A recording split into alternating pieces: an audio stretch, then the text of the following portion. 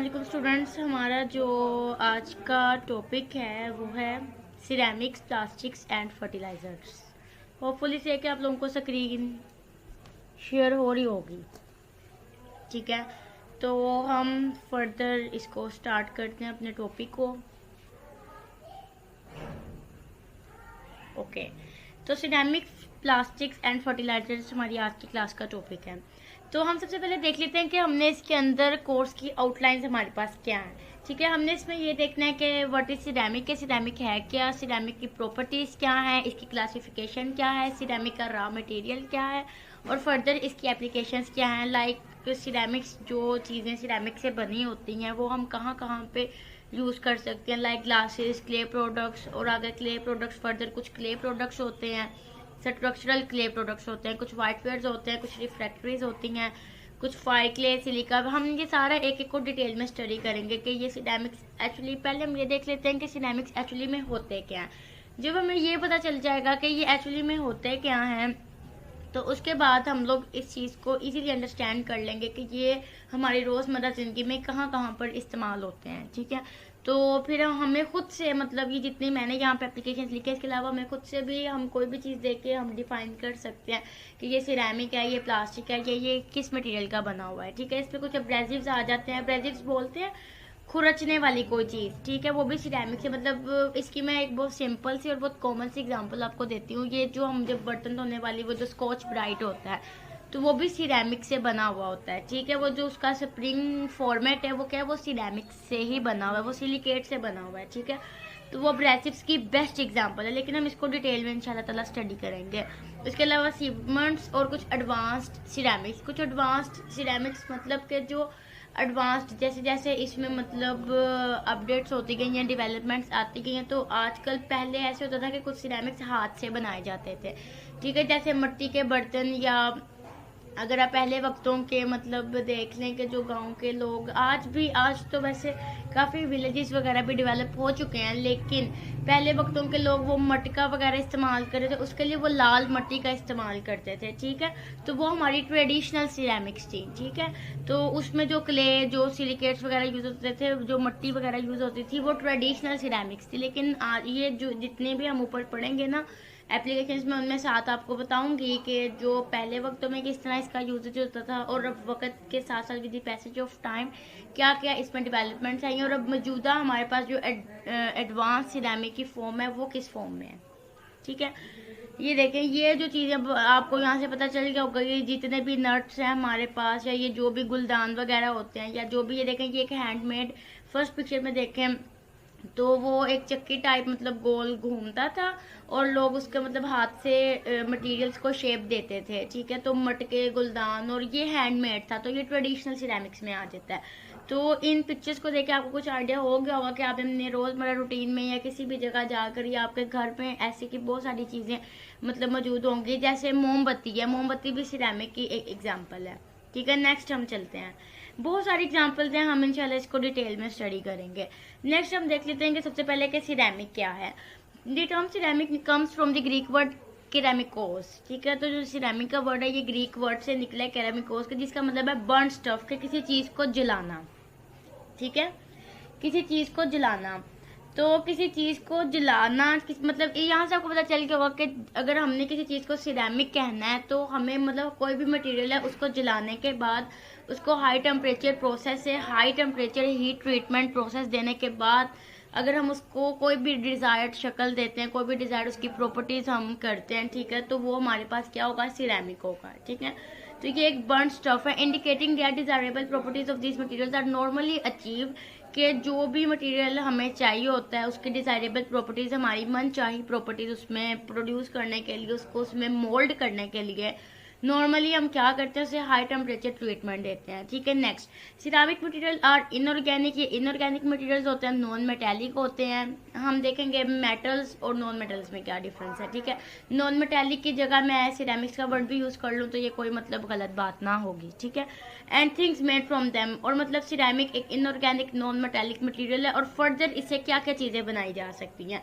ये क्रिस्टलाइन और partly crystalline form होती है। अब सिरेमिक है, एक सॉलिड चीज़ है, कोई भी नट है ठीक है। कोई भी नट है या कोई भी कील है वो क्या, वो सॉलिड चीज होती है। और सॉलिड की आपको पता है कि टाइप्स होते हैं, एमोर्फस सॉलिड होता है और एक क्रिस्टलाइन सॉलिड होता है। जो होता है ना एमोर्फस सॉलिड, एमोर्फस का मतलब होता है बेढंगा, इरेगुलर, मतलब उसकी कोई स्पेसिफिक शेप नहीं होती। लेकिन जो होता है ना क्रिस्टलाइन, उसका मतलब होता है कि जो उसके मॉलिक्यूल्स है ना, जो एटम्स है, वो आपस में टाइटली बाउंड है, ठीक है।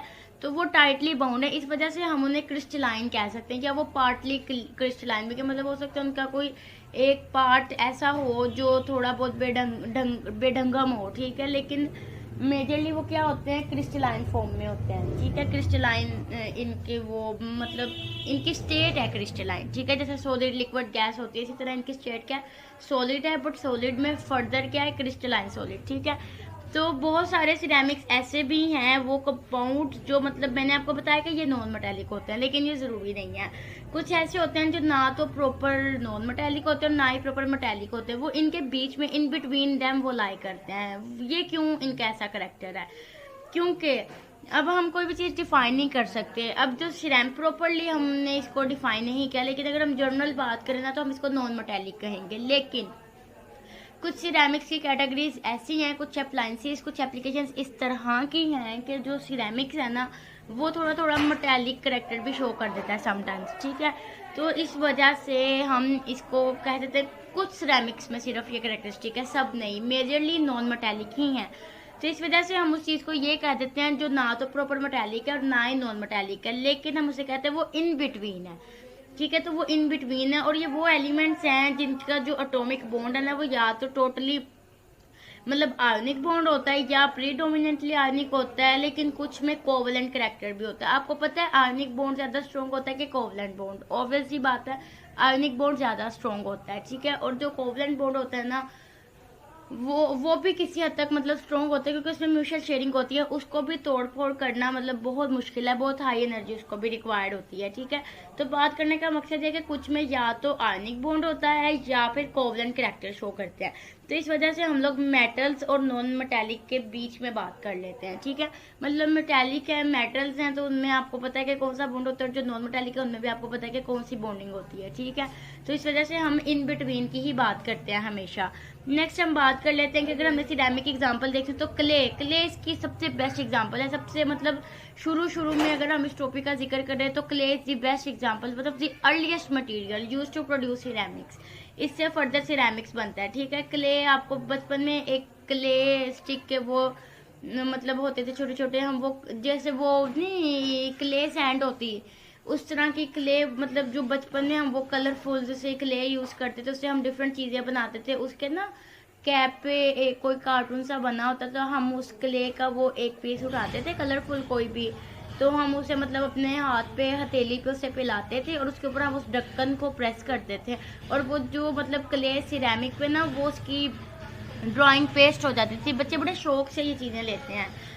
तो क्ले ही वो पहला मटेरियल है जिससे हमने सिरेमिक्स प्रोड्यूस किया। और लेकिन अब तो बहुत सारे मटेरियल्स यूज़ होने लगे हैं सिरेमिक्स के लिए, ठीक है। डिफरेंट मटेरियल्स हम यूज़ करते हैं डोमेस्टिक लेवल पे, इंडस्ट्रियल लेवल पे, और कुछ बिल्डिंग प्रोडक्ट्स में। अब लाइक बिल्डिंग प्रोडक्ट्स में सैंड साथ आ जाती है, ठीक है, दूसरे कुछ ऑक्साइड्स आ जाते हैं साथ, ठीक है, सिलिकेट आ जाता है और सीमेंट आ जाता है और बड़ा कुछ आ जाता है, ठीक है। लेकिन हमने क्ले से स्टार्ट कर, हमने इंशाल्लाह आगे सारा इंशाल्लाह कवर करना है, ठीक है। नेक्स्ट मैं बात कर लेती हूँ कि a wide ranging group of materials whose ingredients are, मतलब सिरेमिक से हमारे पास मटेरियल का वो ग्रुप है जो क्ले से मिलकर बना है, जो सैंड से मिलकर बना है, और जो फेल्ड्स्पार से मिलकर बना है। अब फेल्ड्स्पार क्या है, ये मतलब ना जो कुछ मुख्तलिफ किस्म की चट्टानें होती हैं, हमने देखा होगा कि बहुत सारी बिल्डिंग ऐसी अब जो नॉर्मली घर बनते हैं वो ईंटों से या सीमेंट वगैरह से, फिर फर्दर उसमें टाइलें शाइलें लगती हैं और चिप्स वगैरह लगती है, ठीक है।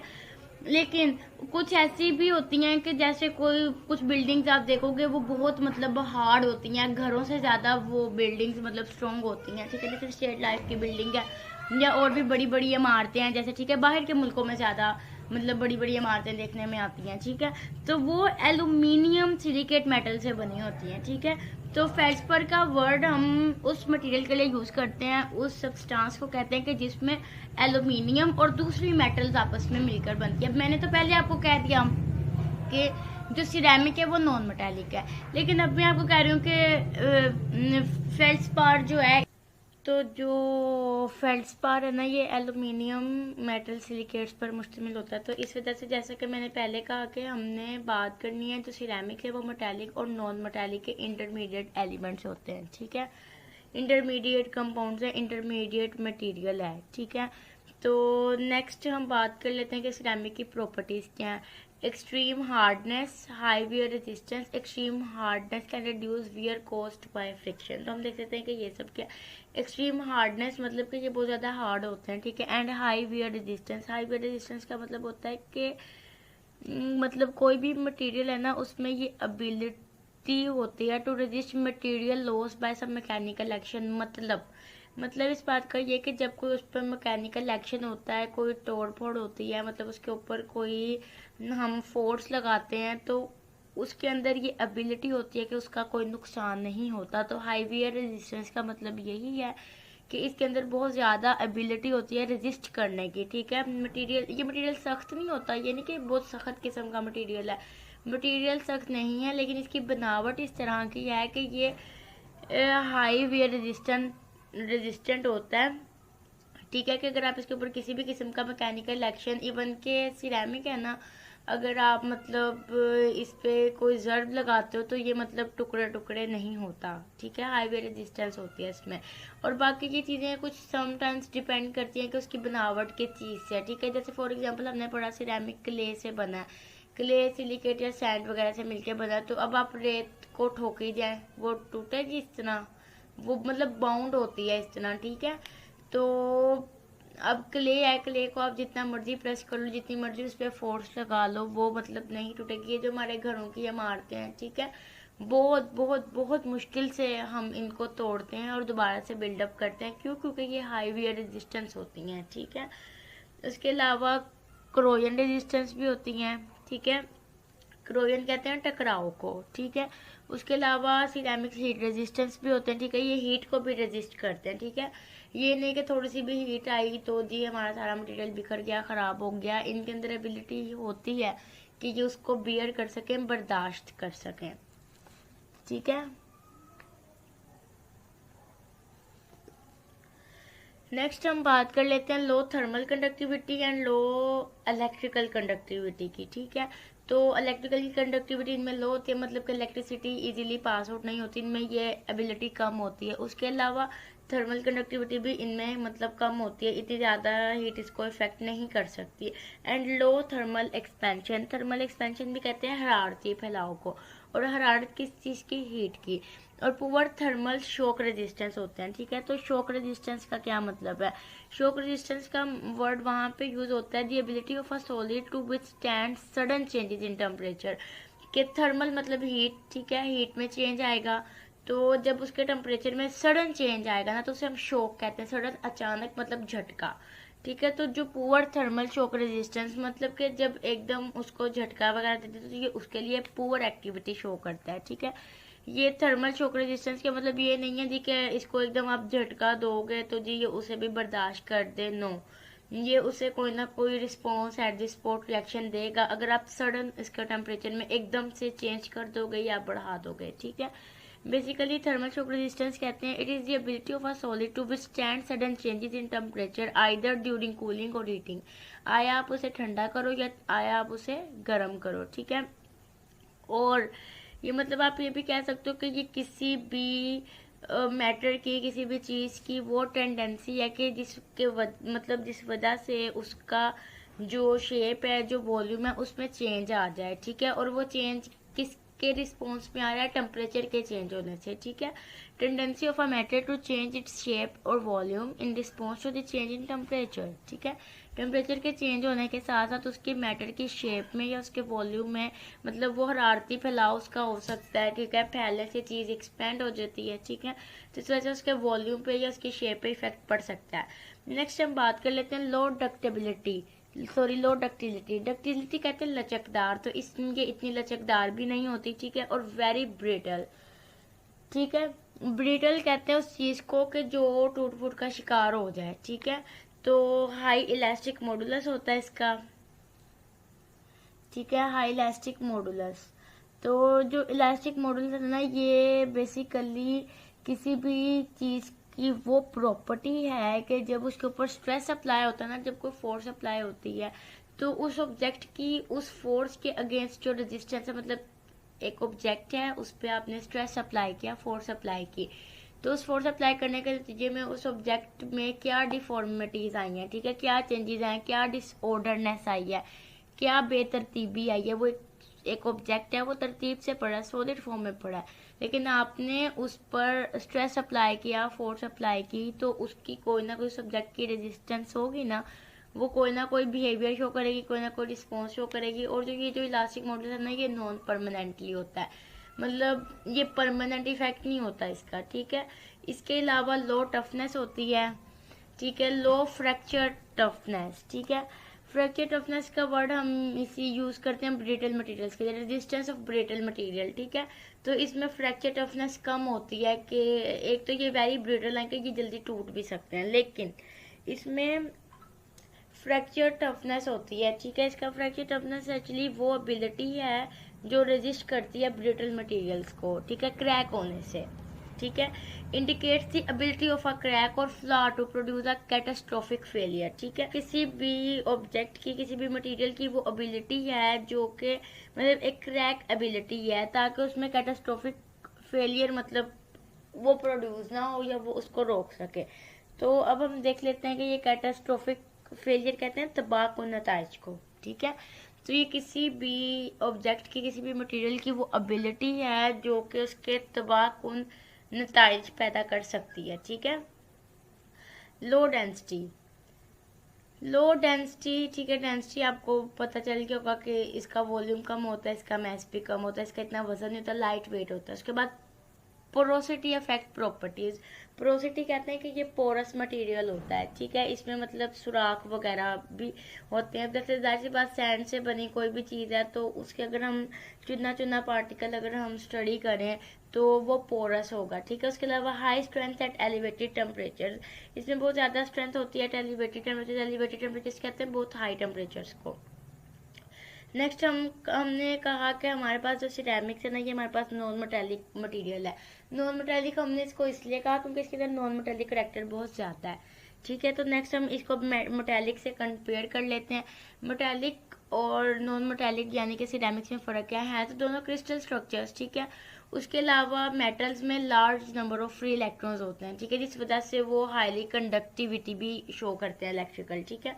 कि मेटल की कोई भी लोहे की चीज़ है, धात की चीज़ है, उसमें से इलेक्ट्रिसिटी पास हो जाती है। हम लोहे की चीज़ को हाथ लगाते हैं, हमें करंट लगता है, ठीक है, उसमें से इलेक्ट्रिसिटी पास हो सकती है, ठीक है।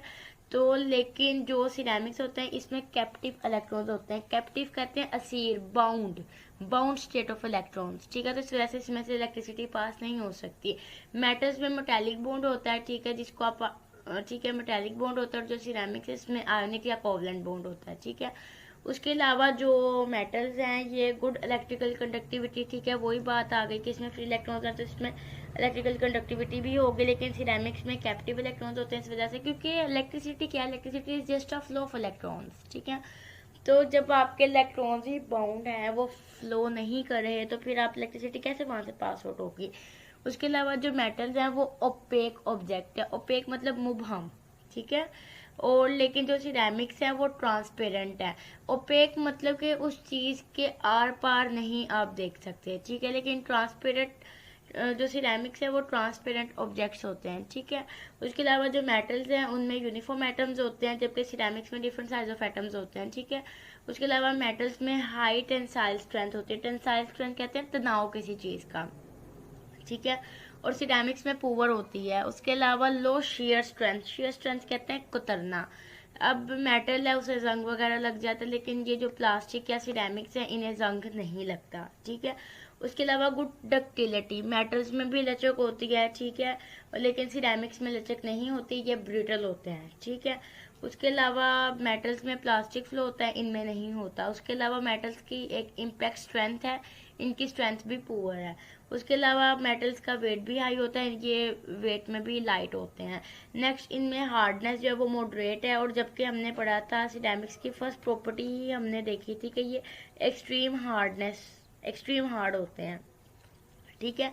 नेक्स्ट मेटल्स जो है वो नॉन पोरस होते हैं, मेटल्स में सुराख नहीं होता। सिरेमिक्स जो होते हैं इनमें पोरोसिटी ज़्यादा होती है, उसके अलावा मेटल्स की डेंसिटी भी हाई होती है, ठीक है। डेफिनेटली उनका वॉल्यूम ज़्यादा है, वो हार्ड भी हैं, तो इस वजह से उनमें जो एटम्स हैं वो ज़्यादा टाइटली बाउंड होते हैं, ठीक है। यूनिफॉर्म एटम्स होते हैं, एटम्स में यूनिफॉर्मिटी होती है, इस वजह से उनकी डेंसिटी भी हाई होती है, जबकि सिरेमिक्स की डेंसिटी लो होती है, ठीक है। तो नेक्स्ट हम बात कर लेते हैं सिरेमिक्स की क्लासिफिकेशन की, ठीक है। तो इसमें कुछ ट्रेडिशनल और एडवांस सिरेमिक्स आती है, जैसे कि मैंने आपको ट्रेडिशनल सिरेमिक्स की पहले भी एग्जांपल दी थी, तो हम अब इधर देख लेते हैं। तो older and more generally noun types, ठीक है। ट्रेडिशनल सिरेमिक्स जो हैं ये ओल्डर सिरेमिक्स को कहा जाता है, ठीक है, जो पहले वक्तों में होते थे, ठीक है। और बहुत ज़्यादा इसकी जो नोन टाइप्स हैं वो पोर्सलिन, ब्रिक और अर्थवेयर वगैरह हैं, ठीक है। तो पोर्सलिन एक्चुअली कहते हैं चीनी मिट्टी के बर्तन को, ठीक है। और ब्रिक ईंट वगैरह और अर्थवेयर वगैरह, ठीक है। अर्थवेयर मतलब के जो भी आपके ये ज़मीनी अप्लायंसेस हैं, मतलब के अर्थवेयर मतलब जो ये आपकी वायर्स वगैरह हैं, ये जो अंडरग्राउंड सारी वायरिंग वगैरह होती है, ठीक है। तो वो फाइबर्स वगैरह, वो जो आपकी तारें हैं, वायर्स हैं, सारे क्या हैं वो भी सिरेमिक्स ही हैं, ठीक है। उसके अलावा ये बेस्ड होते हैं primarily on natural crude raw material of clay and silicates, ठीक है। कि जो हमने अर्लियर में भी यही डिस्कस किया था कि जो क्ले है वही one of the earliest material है from which ceramics is produce, जिससे सिरेमिक्स बनता है, ठीक है। तो जो नेचुरल क्रूड रॉ मटेरियल का मतलब है कि नेचुरल मतलब कुदरती, क्रूड कहते हैं खाम को, ठीक है, कि नेचुरल रॉ स्टेट में, ठीक है, मतलब उसके ऊपर अभी कोई भी प्रोसेस्ड नहीं हुआ, ठीक है।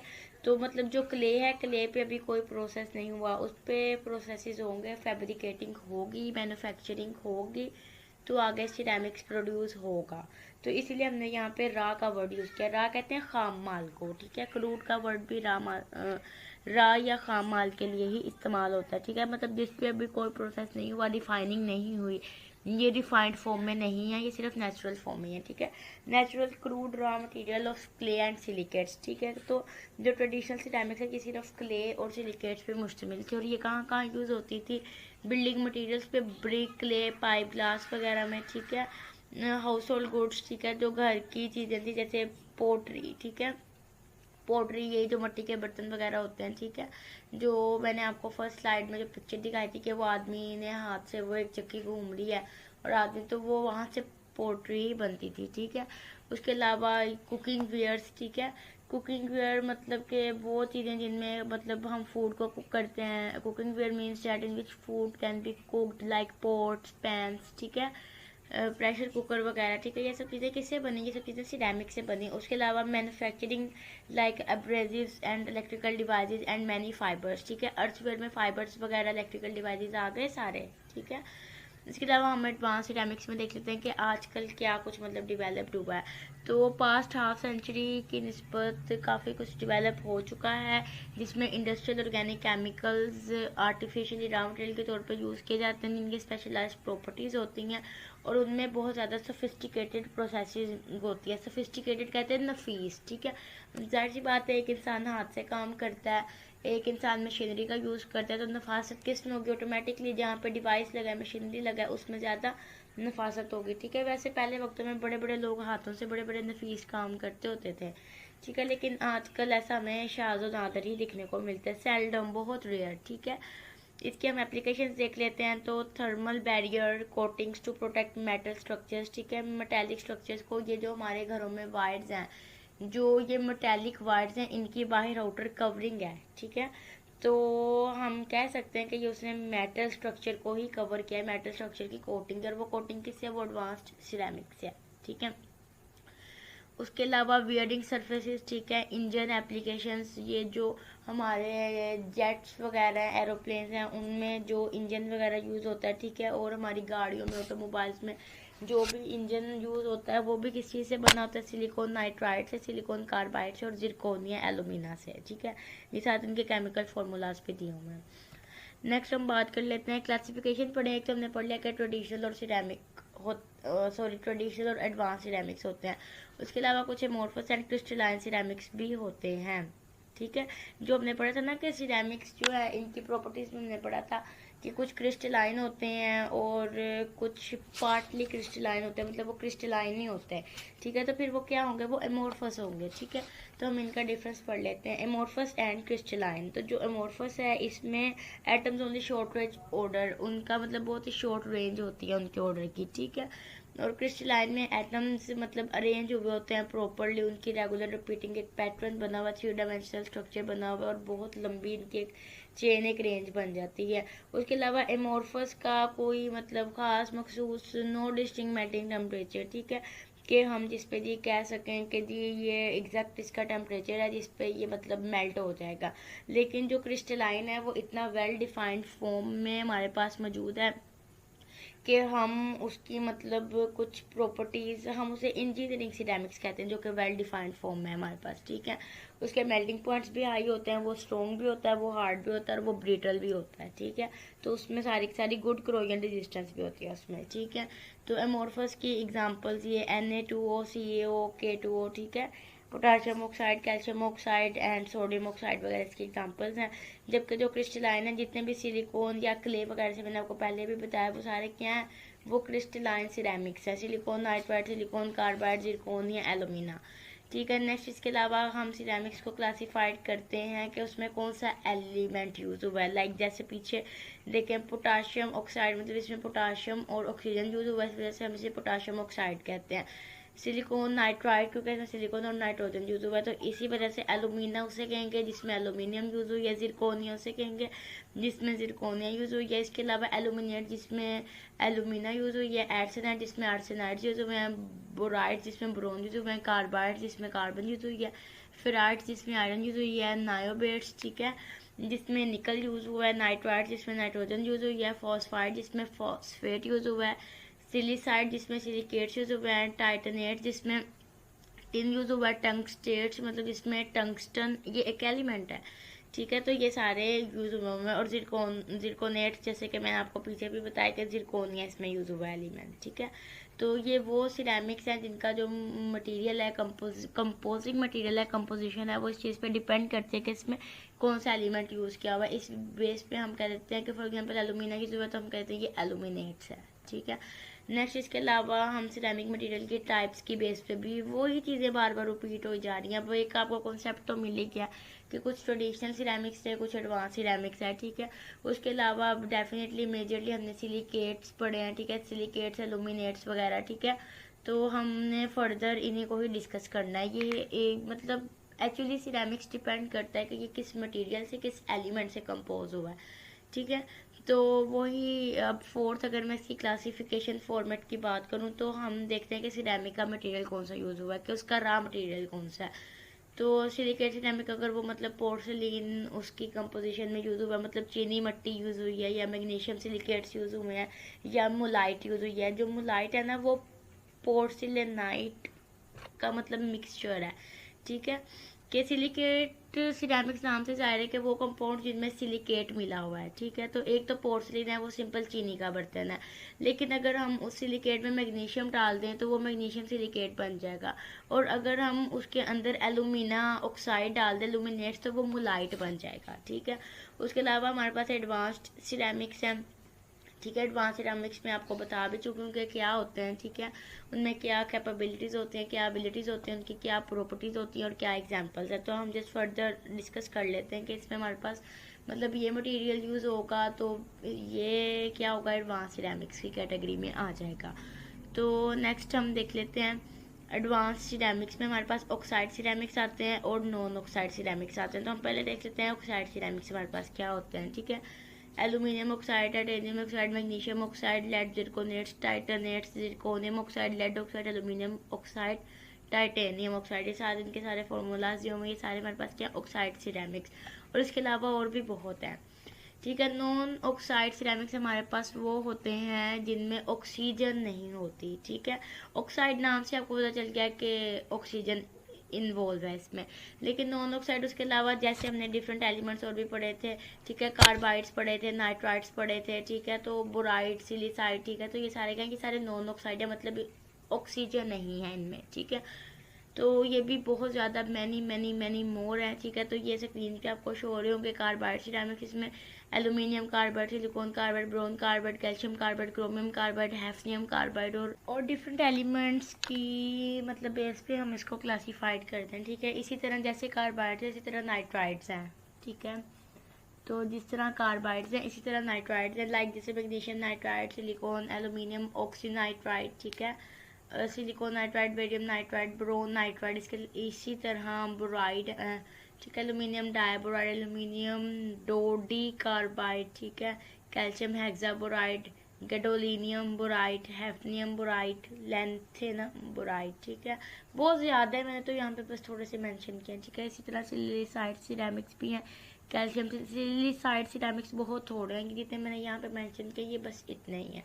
कैल्शियम सिलिसाइड टेक्निकल, ठीक है, magnesium silicide, molybdenum silicide, niobium silicide and tungsten silicide. Next oxide और नॉन ऑक्साइड सिरेमिक्स में हम बेसिक डिफरेंस देख लेते हैं। जो ऑक्साइड सिरेमिक्स है इसमें जिरकोनिया, एलुमिना वगैरह देते हैं, जबकि नॉन ऑक्साइड में कार्बाइड्स, बोराइड्स, नाइट्राइड देते हैं। उसके अलावा कुछ कंपोजिट सिरेमिक्स भी होते हैं, कंपोजिट सिरेमिक्स, ठीक है। कंपोजिट सिरेमिक्स ये कॉम्बिनेशन होता है ऑक्साइड एंड नॉन ऑक्साइड्स का, ठीक है। मतलब सिलिकॉन, एल्यूमिनियम ऑक्सीनाइट्राइड, अब इसमें ऑक्सीनाइट्राइड भी आ गया और इसमें एल्यूमिनियम भी आ गया, ठीक है। तो ये इनका कॉम्बिनेशन होता है और पर्टिकुलर रेनफोर्स्ड कॉम्बिनेशन, ठीक है। रेनफोर्स्ड कहते हैं तकवीत याफ्ता, ठीक है। तो मतलब कि स्ट्रेंथ बाय एडिशनल सपोर्ट, मतलब कि हम एडिशनल सपोर्ट दे के तो इनको ऑक्साइड और नॉन ऑक्साइड सिरेमिक्स को आपस में इकट्ठा करते हैं, ठीक है। खुद तो ये मिलजुल नहीं सकते वरना एक दूसरे की कैटेगरी में कैटेगराइज ना हो जाते, ठीक है। तो कंपोजिट सिरेमिक्स को हम खुद बनाते हैं, ये सारे आर्टिफिशियल होते हैं, ठीक है। तो इन्हें वैसे तो बेसिकली ये सब कुछ सिंथेटिक ही है, सिरेमिक्स हमने खुद ही बनाया है, ठीक है। नेचुरली बहुत कम पाए जाते हैं, ठीक है। तो आप जिरकोनिया की डायग्राम देख सकते हैं, सिलिकॉन कार्बाइड इस फॉर्म में होते हैं और जो अब आपने एक मतलब हैवी सा सिस्टम लगाया हुआ, फॉर एग्जांपल कोई रोटर लगाया हुआ है, ठीक है, तो उसके अंदर ऑक्साइड और नॉन ऑक्साइड की डायरेक्शन में उसके अंदर सिलिकेट्स भी होंगे, उसके अंदर एलुमिना भी होगा, उसके अंदर कार्बाइड्स भी होंगे, उसके अंदर सिलिसाइड्स, नाइट्राइड्स, बोराइड्स भी हो सकते हैं, ठीक है। तो इनका जो कॉम्बिनेशन है रेनफोर्स्ड कहते हैं दी ability of combination bye additional support, ठीक है, कि वो सॉरी एबिलिटी नहीं टू स्ट्रेंथ, ठीक है, वो स्ट्रेंथ जो एडिशनल सपोर्ट से हमने दिया है, ठीक है। और मतलब कोई भी हमने उसको गैसियस स्टेट में, गैसियस मीडियम में हमने उसे सपोर्ट प्रोवाइड किया, मतलब to strength by additional support surface caused by air और अदर गैसियस मीडियम, ठीक है। तो हमने उसे कोई गैसियस मीडियम प्रोवाइड करके क्लोज लेके आए। हम गैसियस मीडियम क्या होता है, एयर है, अगर हम उसको टेम्परेचर देंगे तो उसके पार्टिकल्स क्या होंगे, गैस फॉर्म में ना, गैसियस मीडियम है, तो जब पार्टिकल्स आपस में टेम्परेचर देंगे पार्टिकल्स आपस में क्लोज हो जाएंगे, ठीक है, तो वो इकट्ठे हो जाएंगे, ठीक है। इसके अलावा जो ऑक्साइड सिरेमिक्स हैं ये ऑक्सीडेशन रेजिस्टेंट होते हैं, ठीक है। ऑक्सीडेशन रेजिस्टेंट का मतलब होता है कि ये केमिकल डिग्रेडेशन को रेजिस्ट करते हैं, ठीक है, जबकि नॉन ऑक्साइड सिरेमिक्स इनमें ऑक्सीडेशन रेजिस्टेंस कम होती है, ठीक है। ये केमिकल डिग्रेडेशन को कम ही रेजिस्ट करते हैं, ठीक है। उसके अलावा कंपोजिट सिरेमिक्स ये डेफिनेटली दोनों का मिक्सचर है, तो ये दरमियानी मतलब टफ होंगे, ठीक है। ना तो हम इन्हें ये कह सकते हैं कि ये जी बड़ा अच्छा रेजिस्ट करते हैं, ना हम ये कह सकते हैं कि ये बिल्कुल रेजिस्ट नहीं करते, ये टफ होते हैं, ठीक है।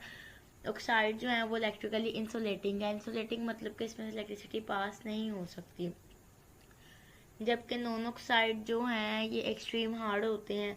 और जो कंपोजिट हैं इनमें ऑक्सीडेशन रेजिस्टेंस हाई भी हो सकती है और लो भी हो सकती है, ठीक है। और जो ऑक्सीडेशन रेजिस्टेंस है वो हाई और लो होने की बेसिक रीज़न यही है कि अगर तो उसमें अब देखें ना एलुमिना ऑक्सीनाइट्राइड सिलिकॉन ये पाया जाता है, तो अब उस पर क्वान्टिटी पे डिपेंड करता है। जैसे Al6 है, एलुमिना ज़्यादा है, तो एलुमिना ऑक्साइड सिरेमिक की एग्जांपल है, तो इट्स मीन डैट के इसकी भी ऑक्सीडेशन रेजिस्टेंस क्या होगी, हाई होगी, ठीक है। लेकिन अगर इसमें नाइट्राइड्स मतलब ज़्यादा पाए जाते हैं, ठीक है, N6 मतलब जितने एलुमिना 6 एटम्स हैं उतने ही N6 भी हैं, तो इस वजह से ये मुकाबले पर ही है, लो भी हो सकती है हाई भी हो सकती है, ठीक है। उसके अलावा जो ऑक्साइड सिरेमिक्स है ये केमिकली इनर्ट होते हैं, ठीक है, केमिकली इनर्ट होते हैं कि ये इतने रिएक्टिव नहीं होते, ठीक है, ये मतलब इतनी जल्दी रिएक्शन नहीं शो करते, ठीक है। नॉन ऑक्साइड भी केमिकली इनर्ट होते हैं, ठीक है, और कंपोजिट को हम डिफाइन नहीं कर सकते, वही चीज़ कि ये इनर्ट भी हो सकते हैं, और दोनों ही जब केमिकली इनर्ट हैं तो ये ऑटोमेटिकली केमिकली इनर्ट होंगे। उसके अलावा ऑक्साइड सिरेमिक्स लो थर्मल कंडक्टिविटी होती है इनमें, नॉन ऑक्साइड में हाई थर्मल होती है, और कंपोजिट वो दरमियानी बात के मतलब वेरिएबल है, मतलब चेंजेबल है, चेंज हो सकती है, हाई भी हो सकती है, लो भी हो सकती है, electrical and thermal both conductivities, ठीक है। ऑक्साइड में स्लाइटली कॉम्प्लेक्स मैन्युफैक्चरिंग है, मतलब उसकी मैन्युफैक्चरिंग इतनी कॉम्प्लेक्स नहीं है, जबकि नॉन ऑक्साइड सिरेमिक्स की जो मैन्युफैक्चरिंग है वो बहुत हाई कॉस्ट पर है, ठीक है। और कंपोजिट सिरेमिक्स की भी बहुत हाई कॉस्ट है। आप डायग्राम्स पे देख लें, बेशक ऑक्साइड सिरेमिक्स बड़ी जनरल सी डायग्राम इसकी बनाई हुई है, ठीक है। और इसके अलावा ये जो हमारी की चीज़ होती है ना, ये भी सिरेमिक्स से बनी है, ठीक है।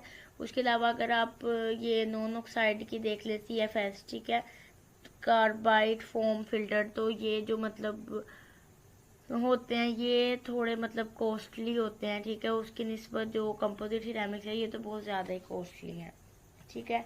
नेक्स्ट हम बात कर लेते हैं सिरेमिक्स के रॉ मटेरियल की। तो वो ही चीज़ मैंने आपको पहले भी बताया कि जो सिरेमिक्स है वो क्ले, फिलर और फ्लक्सिंग एजेंट मतलब फेल्डस्पाट से मिलकर बना है, और फेल्डस्पाट यूज होता है बाइंड टुगेदर, मतलब इसे एक दूसरे के साथ जोड़े रखने के लिए, ठीक है।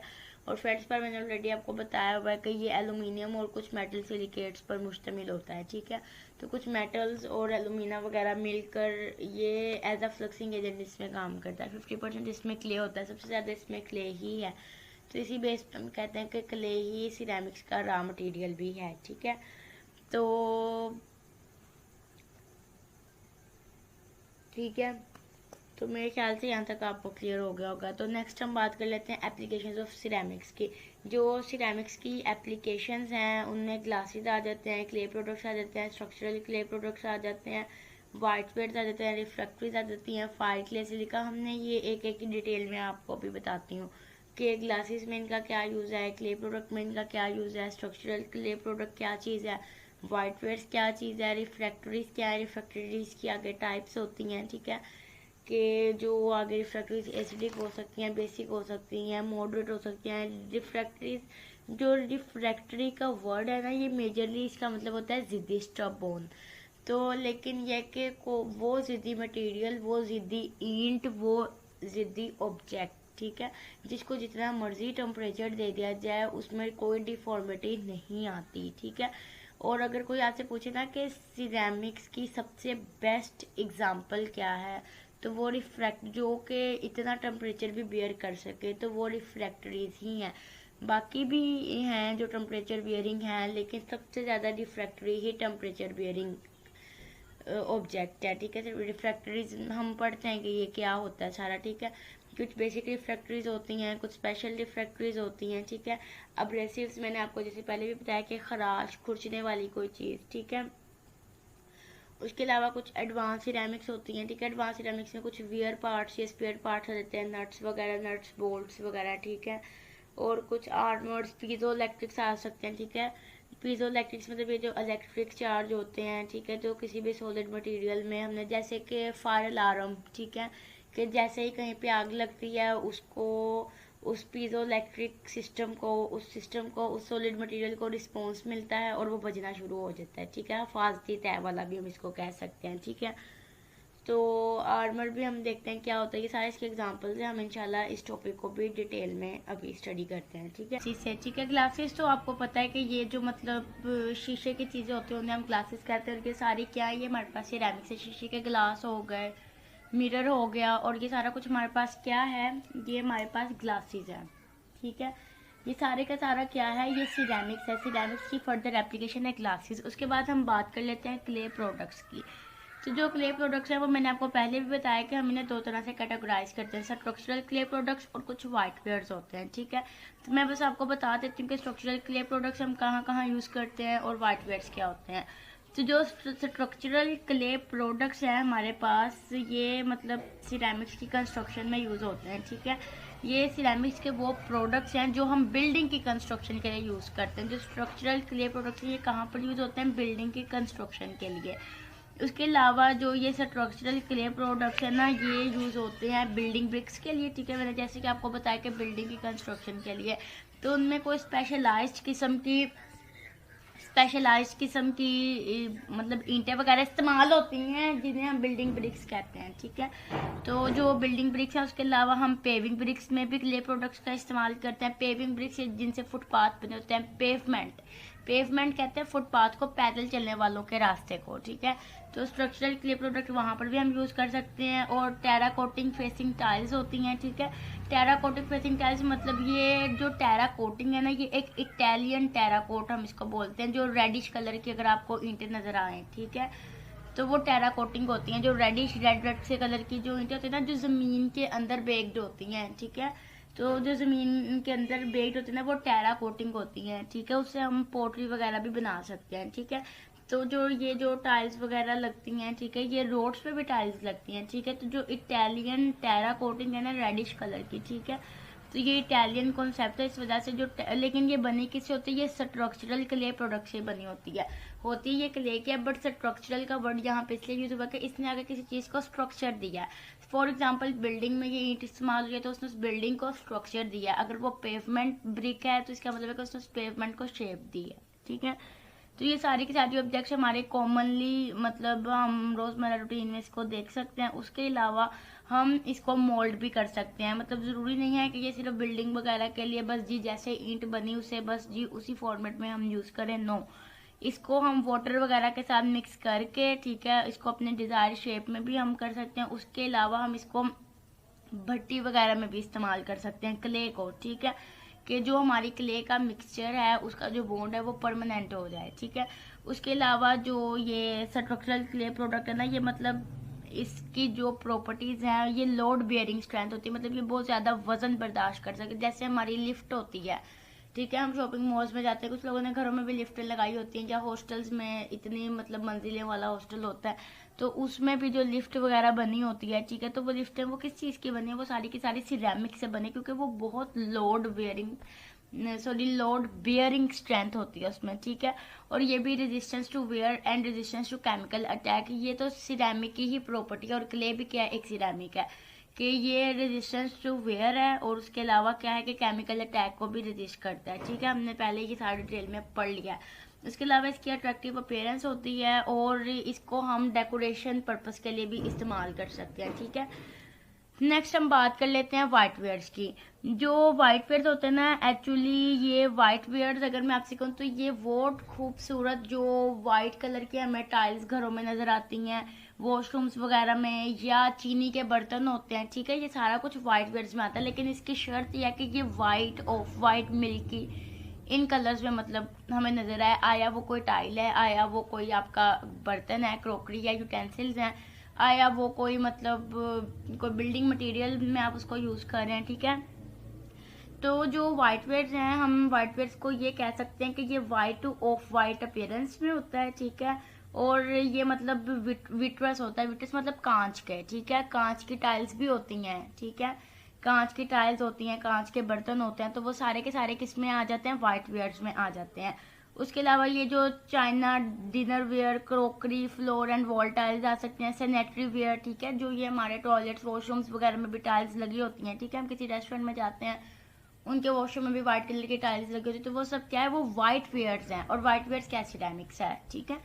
हाँ, ये सिरेमिक्स की एप्लीकेशन है। हम किसी भी चीज़ को देख के ये नहीं कहते ये भी सिरेमिक, ये भी सिरेमिक, ये भी सिरेमिक, उसकी फर्दर प्रॉपर्टीज एक दूसरे के साथ वेरी करती हैं। हमने एक चीज़ देखी, हम उसको कहेंगे कि ये क्ले प्रोडक्ट से बना है। एक चीज़ हमने कांच की कोई चीज़ देखी, no doubt both are ceramics, लेकिन हमने आगे उसकी एप्लीकेशन उसके यूज़ पे भी डिपेंड करते हैं ना, कि वो किस फॉर्म में कहाँ पर यूज़ हो रही है। तो अगर कोई हम इस तरह वाइट और वाइट अपीयरेंस में कोई टाइल देखते हैं, that is also ceramic, but we are not said to be that is ceramic, we are suppose to be said that this is white ware, ये वाइट वेयर है हमारे पास, ठीक है।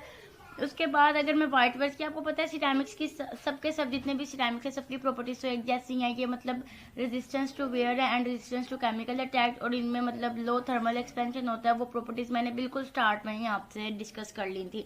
तो अगर हम एक एक एप्लीकेशन को भी डीपली भी स्टडी करें तो इसका यही मतलब होगा कि अगर सपोज क्ले प्रोडक्ट बताया मैंने आपको, इसका बताया कि ये होता क्या, हम कहाँ कहाँ इसको देख सकते हैं, इसके यूजेस क्या है हमारे रोजमर्रा रूटीन में, और फर्दर इसकी क्या प्रॉपर्टीज, और इसकी डेफिनेटली सिरेमिक्स वाली प्रॉपर्टीज ही होंगी, ठीक है। तो हमें एक एक चीज को मतलब पढ़ने की जरूरत नहीं, इतने डिटेल में जाने की जरूरत नहीं, बस आपको ये पता होगा। कोई आपसे पूछ ले व्हाइट वेयर क्या है, तो आपको पता ना चाहिए कि ये एक सिरेमिक है और उसके अलावा अगर कोई कहे फॉर एग्जांपल हमें कैसे पता कि ये वाइट वेयर है, तो आपको पता चलिए इसकी appearance white two of white है।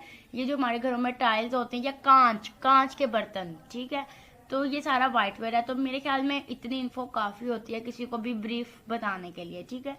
फर्दर हम बात कर लेते हैं रिफ्रैक्टरीज की। तो जो रिफ्रैक्टरीज है ना, ये बेसिकली रिफ्रैक्टरी का वर्ड जो है ना, ये ब्रिक से ही निकला है, ठीक है, रिफ्रैक्टरी ब्रिक। लेकिन मैंने आपको बताया कि ब्रिक्स की टाइप्स होती हैं। कुछ हम पेविंग पर्पस के लिए यूज़ करते हैं, पेवमेंट रोड्स के लिए, कुछ हम लोग यूज़ करते हैं बिल्डिंग कंस्ट्रक्शन के लिए।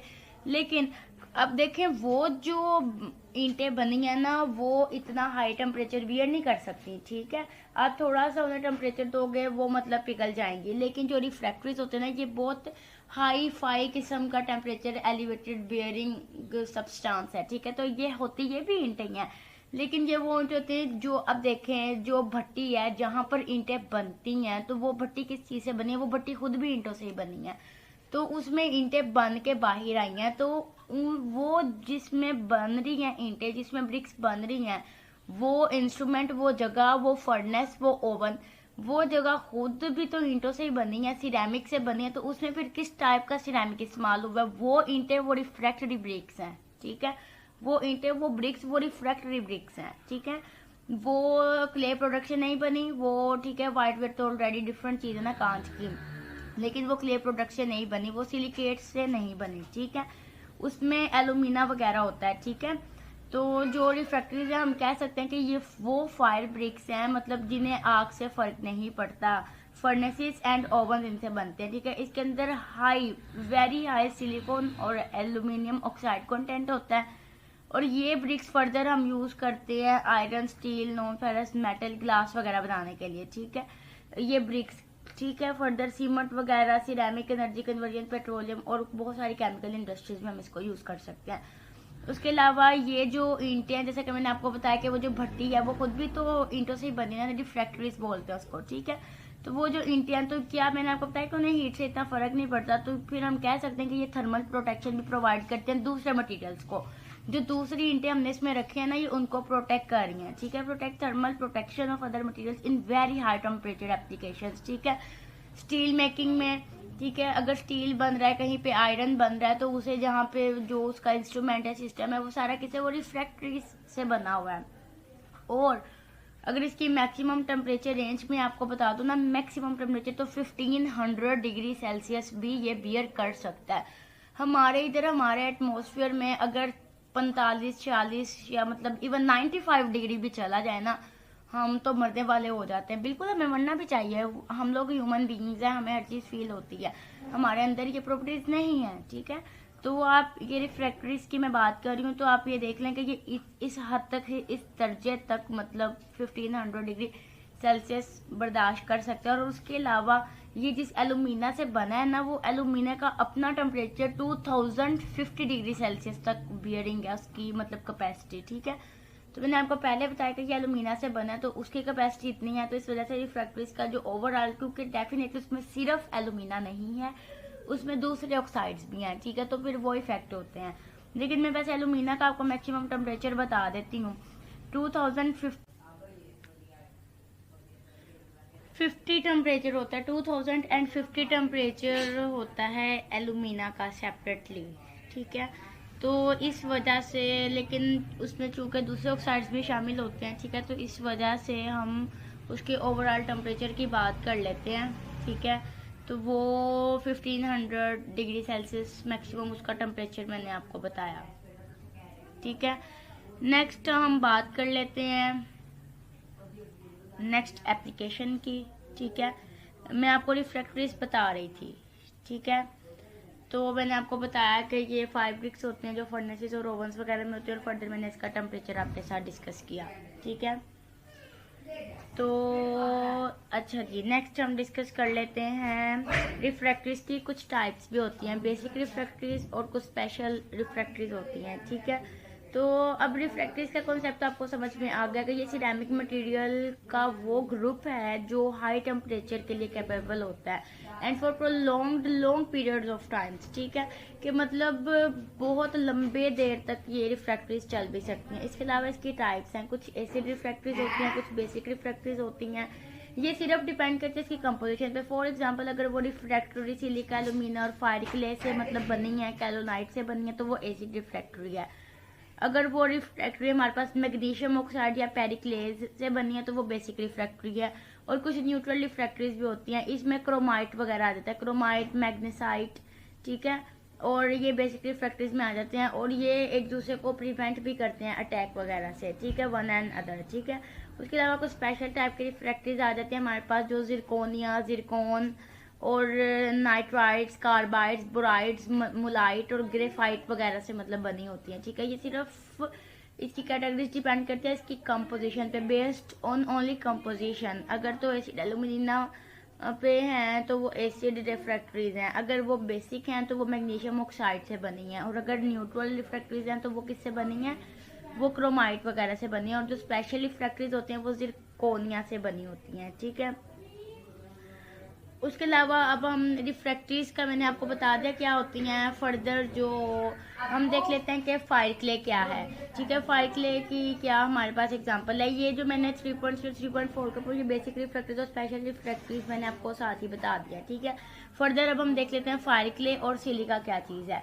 तो नाम से ही जाहिर है कि ये भी डेफिनेटली इसकी प्रोडक्शन में भी क्ले शामिल है, ठीक है। और क्ले की प्रॉपर्टी है कि वो हीट रेजिस्टेंट होती है, ठीक है।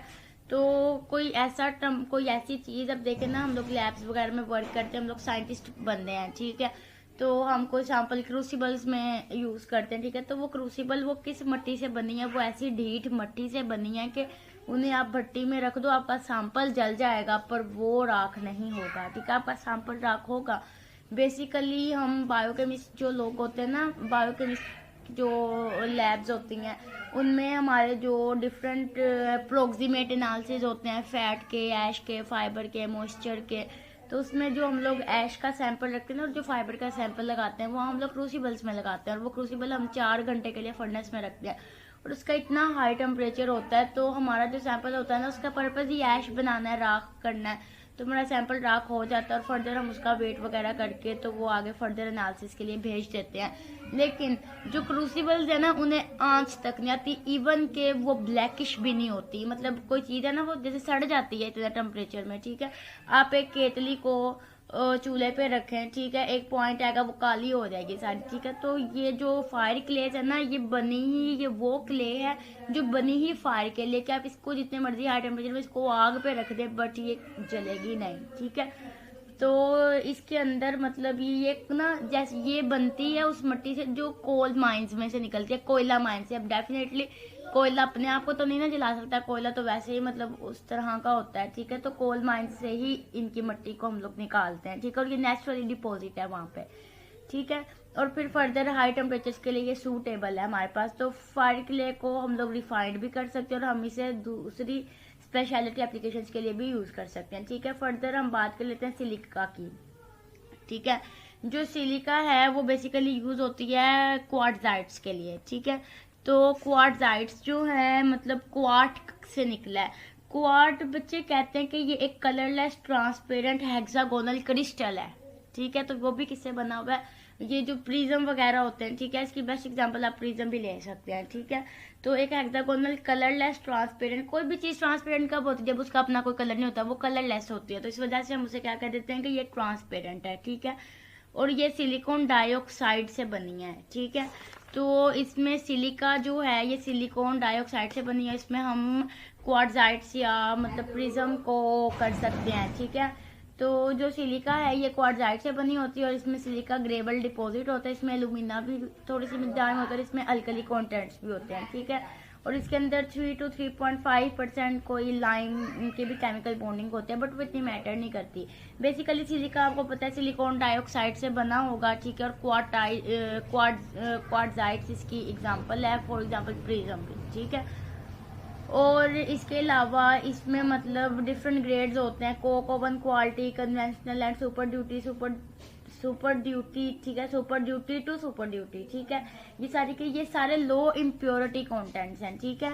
तो ये इसके स्ट्रक्चर वगैरह में थोड़ा इसको हेल्पफुल करते हैं, ठीक है। नेक्स्ट हम बात कर लेते हैं एडवांस्ड सिरेमिक्स की, ठीक है। एडवांस सिरेमिक्स जो मैंने जैसा कि आपको बताया कि जो आजकल हमारे घरों में इसकी जो मतलब एप्लीकेशन देखी जा रही है, जो हमारी बाइक्स में या गाड़ियों में गियर्स होते हैं, ठीक है, वो सारे एडवांस्ड सिरेमिक्स हैं, ठीक है। वो बोराइड, कार्बाइड, लाइट्राइट वगैरह से बने हुए हैं, ठीक है। तो ये सारी की सारी एडवांस्ड एप्लीकेशंस हैं, ठीक है। एडवांस्ड एप्लीकेशंस में हम कुछ स्ट्रक्चरल एप्लीकेशंस यूज़ कर सकते हैं, ठीक है, आर्मर वगैरह, ठीक है। आर्मर बेसिकली बोलते हैं कोच को, ठीक है। तो इसका मतलब यही होता है कि मतलब कोच कहते हैं, आर्मर बोलते हैं कि जो लोग ना जंगों में यूज़ नहीं करते वो हिफाजती दस्ता, उसको के वो हिफाजत के लिए होता है। तो इसी तरह जो ये आर्मर है ना, ये भी हम अपने इंस्ट्रूमेंट्स में, अब अगर हम जंग की बात करेंगे तो वो हिफाजती दस्ते वाले एक ड्रेस की बात आ जाती है कि जंगी लिबास, ठीक है। लेकिन हम यहाँ पे चूंकि डिवाइसेस की बात कर रहे हैं, तो डिवाइसेस में भी कोई ऐसा इंस्ट्रूमेंट, कोई ऐसी छोटी सी चीज़, इसका मतलब ये नहीं कि हमने डिवाइस को लिबास पहना दिया, no, it's not that mean such, बल्कि इसका मतलब ये है कि उस डिवाइस में कोई ऐसा इंस्ट्रूमेंट, कोई ऐसा पॉइंट, कोई ऐसी चीज़ लगी हुई है जो सिरेमिक की बनी हुई है और वो आर्मर का रोल वहाँ पे प्ले कर रही है, ठीक है, हिफाजती तय वाला, ठीक है। फर्दर इसके अलावा इससे कुछ इलेक्ट्रिकल अप्लायंसेस, जैसे मैंने आपको इसकी एग्जांपल पीजो इलेक्ट्रिक्स पहले भी एक बार अभी थोड़ी देर पहले डिस्कस किया, ठीक है, कि पीजो इलेक्ट्रिक से मतलब कोई भी केमिकल चेंज आता है, तो कोई भी इलेक्ट्रिक चार्ज आता है, तो कोई भी इलेक्ट्रिक चार्ज आता है तो वो मतलब उसको रिस्पॉन्स करता है, ठीक है। कोई भी इलेक्ट्रिक चार्ज आता है, उस पर कोई भी मैकेनिकल स्ट्रेस आता है तो वो फर्दर उसको रिस्पॉन्स करता है, तो ये पीजो इलेक्ट्रिक अलार्म्स होते हैं, ठीक है। उसके अलावा एडवांस सिरेमिक्स में हमारे पास कुछ कोटिंग्स आ जाती हैं, हम अपने इंजन को कोट कर देते हैं, इंजन के कंपोनेंट्स, कुछ कटिंग टूल्स हमारे पास ऐसे हैं, कुछ हमारे पास इंडस्ट्रियल लेवल पे वियर पार्ट्स इस तरह के हैं, ठीक है। उसके अलावा हमारे केमिकल और इन्वायरमेंटल में हम लोग ये आजकल ये कैटलिस्ट बड़ा यूज़ करते हैं, ठीक है, कैटलिस्ट वगैरह। तो ये निकल से आपने पढ़ा होगा कि सिरेमिक्स की मैंने आपको बताया भी था कि निकलेट्स मतलब उसमें निकल यूज होता है, ठीक है। तो वो भी क्या सिरेमिक्स की क्लासिफिकेशन है on the basis of its element, ठीक है। तो फिर हम कैटलिस्ट वगैरह के तौर पे, कैटलिस्ट पोर्ट, मेम्ब्रेन्स, फिल्टर्स वगैरह के तौर पर भी हम सिरेमिक्स को यूज करते हैं।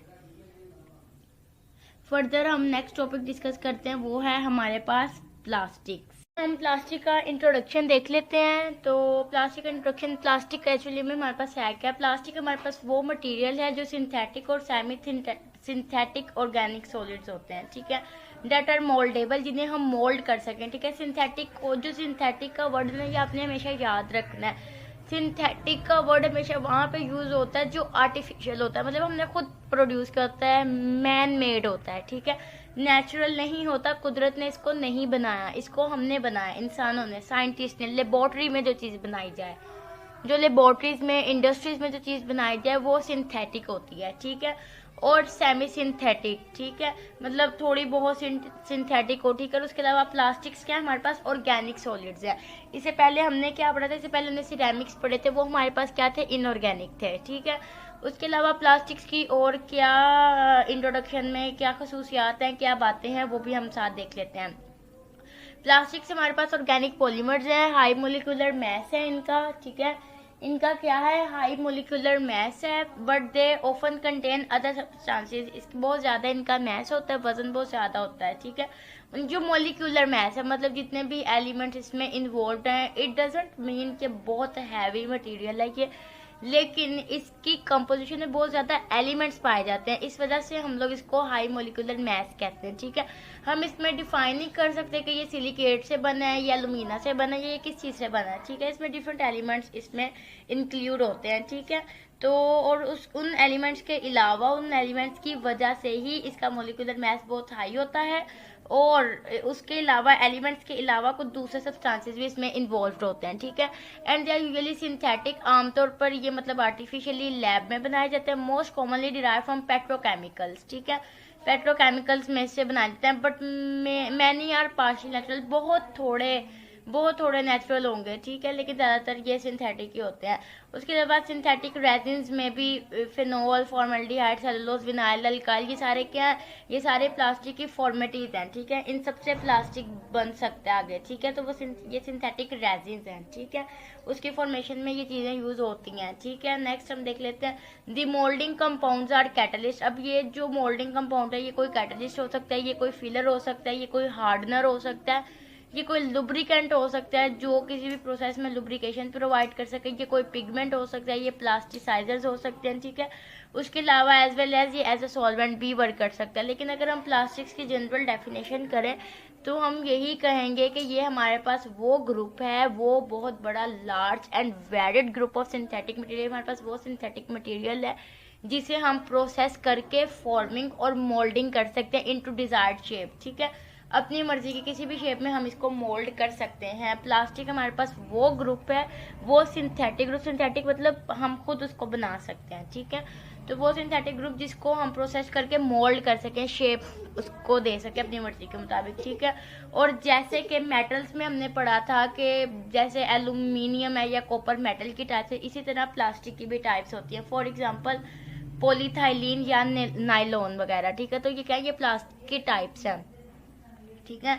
उसके अलावा अगर हम प्लास्टिक्स की क्लासिफिकेशन की बात करें तो इनकी दो क्लासेस है, एक थर्मोस प्लास्टिक है और एक थर्मोसेटिंग प्लास्टिक्स है। और ये डिपेंड करता है स्ट्रक्चरली और केमिकल बॉन्डिंग पे, ठीक है, कि प्लास्टिक्स में किस जिस तरह हमने सिरेमिक्स की डिफरेंट क्लासिफिकेशंस पढ़ी थी उसी तरह हम प्लास्टिक्स की भी डिफरेंट क्लासिफिकेशंस पढ़ेंगे।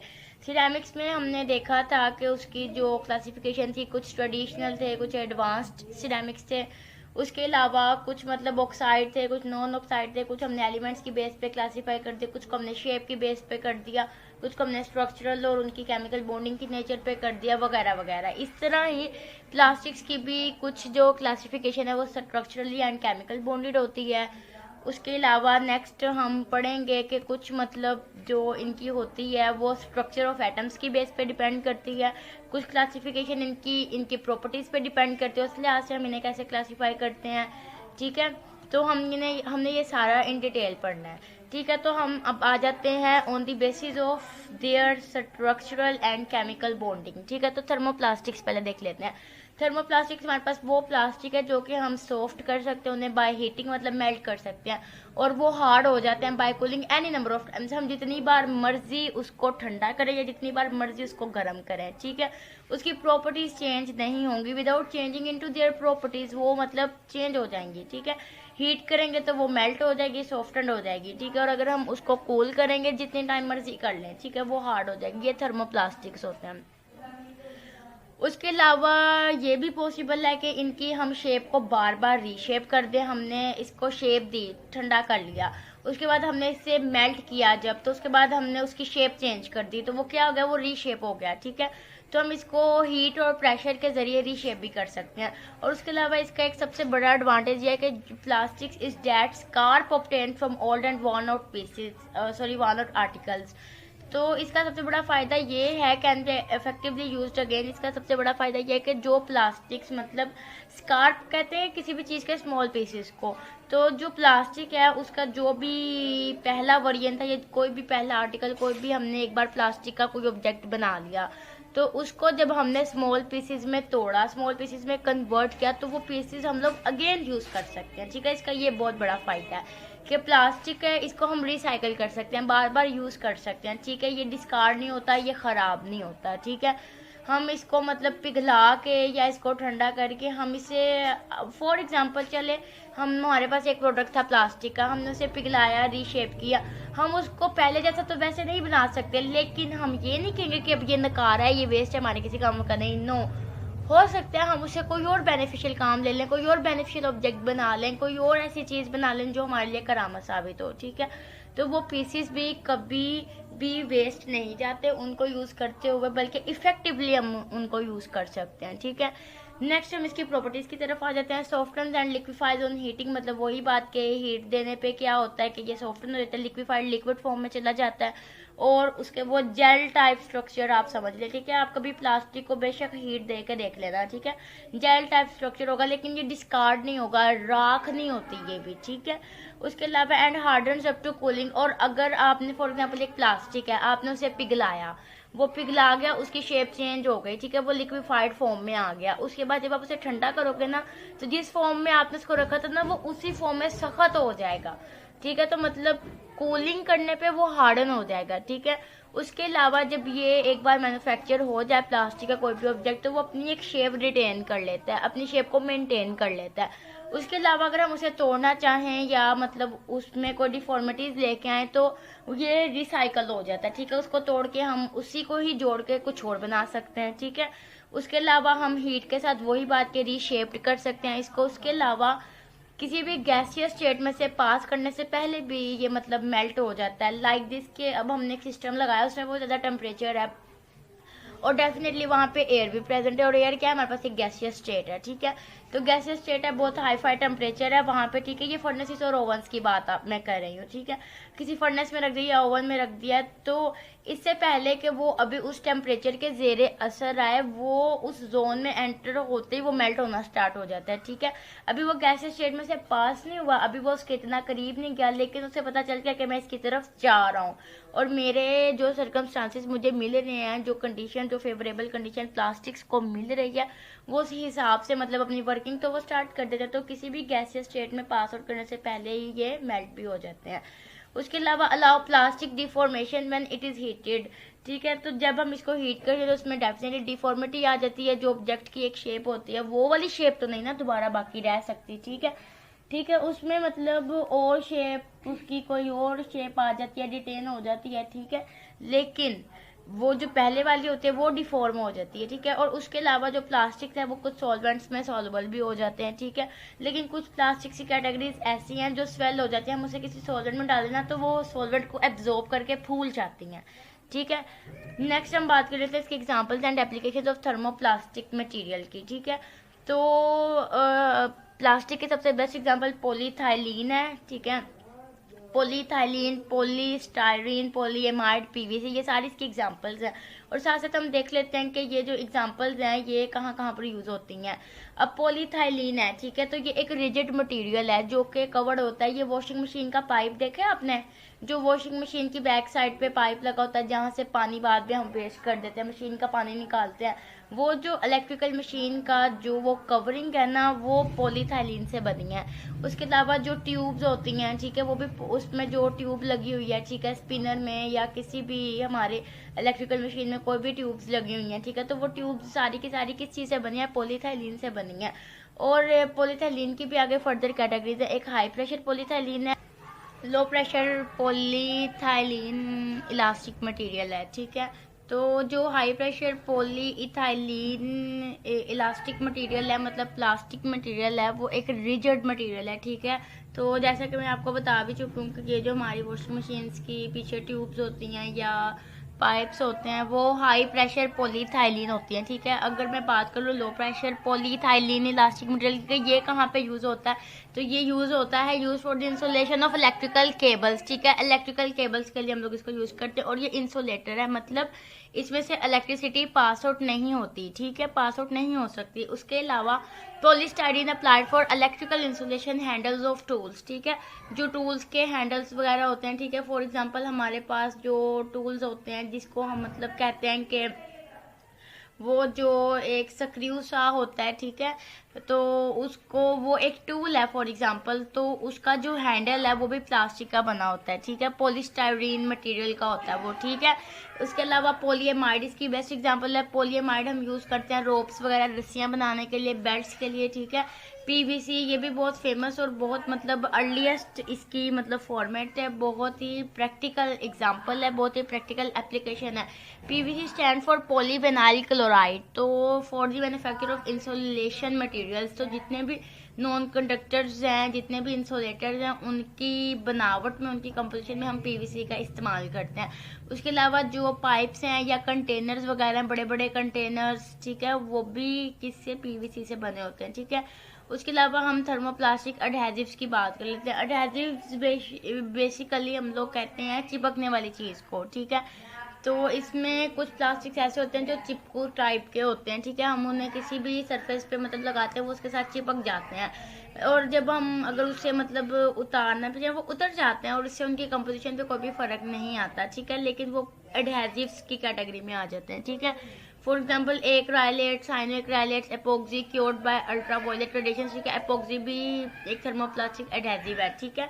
तो जो कि अल्ट्रावायलेट रेडिएशन से बचाव के लिए, मतलब कि समटाइम्स हम लोग फॉर एग्जांपल के कोई सर्जरी होती है, जो डॉक्टर्स होते हैं उन्होंने वो जो प्लास्टिक के वो कवर्स पहने होते हैं, पूरा पूरा लिबास उन्होंने पहना होता है सर्जरीज करते हुए, सारा वो सारा मतलब समटाइम्स ऐसा होता है कि फॉर एग्जांपल कैंसर की ट्रीटमेंट हो रही है, तो कैंसर की ट्रीटमेंट के लिए आपको रेडियो एक्टिव ट्रीटमेंट करो, तो वो रेडिएशंस आपको भी इफेक्ट कर सकते हैं। इस वजह से जो डॉक्टर्स हैं वो ऐसे क्रिटिकल स्फीयर सर्जरीज वगैरह में इस तरह के सूट पहनते हैं।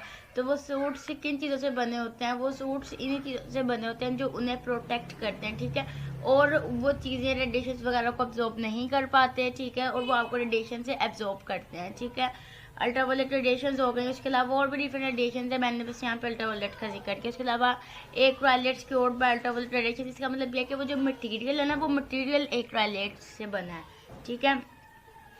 कि जो एस्ट्रोनॉमर्स हैं वो एस्ट्रोनॉमर्स जाते हैं, ठीक है, स्पेस में जाते हैं, स्पेस में सूरज है, वहाँ पर अल्ट्रावायलेट रेडिएशन बहुत हार्मफुल हैं, ठीक है।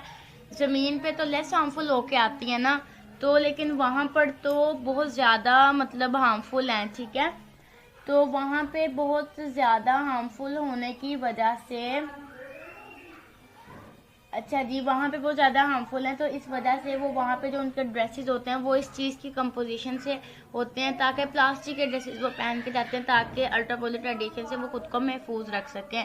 अल्ट्रावायलेट रेडिएशन के अलावा मैंने आपको बताया कि ये और भी रेडिएशन के लिए इस्तेमाल होता है। जैसे हमने कोई भी डिजीज़ की थेरेपी, मैंने कैंसर की एग्जाम्पल दी, उसमें भी हम लोग ये थर्मोप्लास्टिक एडहेजिव्स का यूज़ कर सकते हैं। जो वो लिबास है, जो वो हमारा मतलब है सिस्टम, एक वो सारे का सारा वो मतलब उसकी कंपोजिशन है ना, कि उस सर्जिकल यूनिफॉर्म की जो कंपोजिशन है वो किस चीज़ पर डिपेंड करते हैं, तो वो इन मटेरियल्स से बनी हुई है, ठीक है।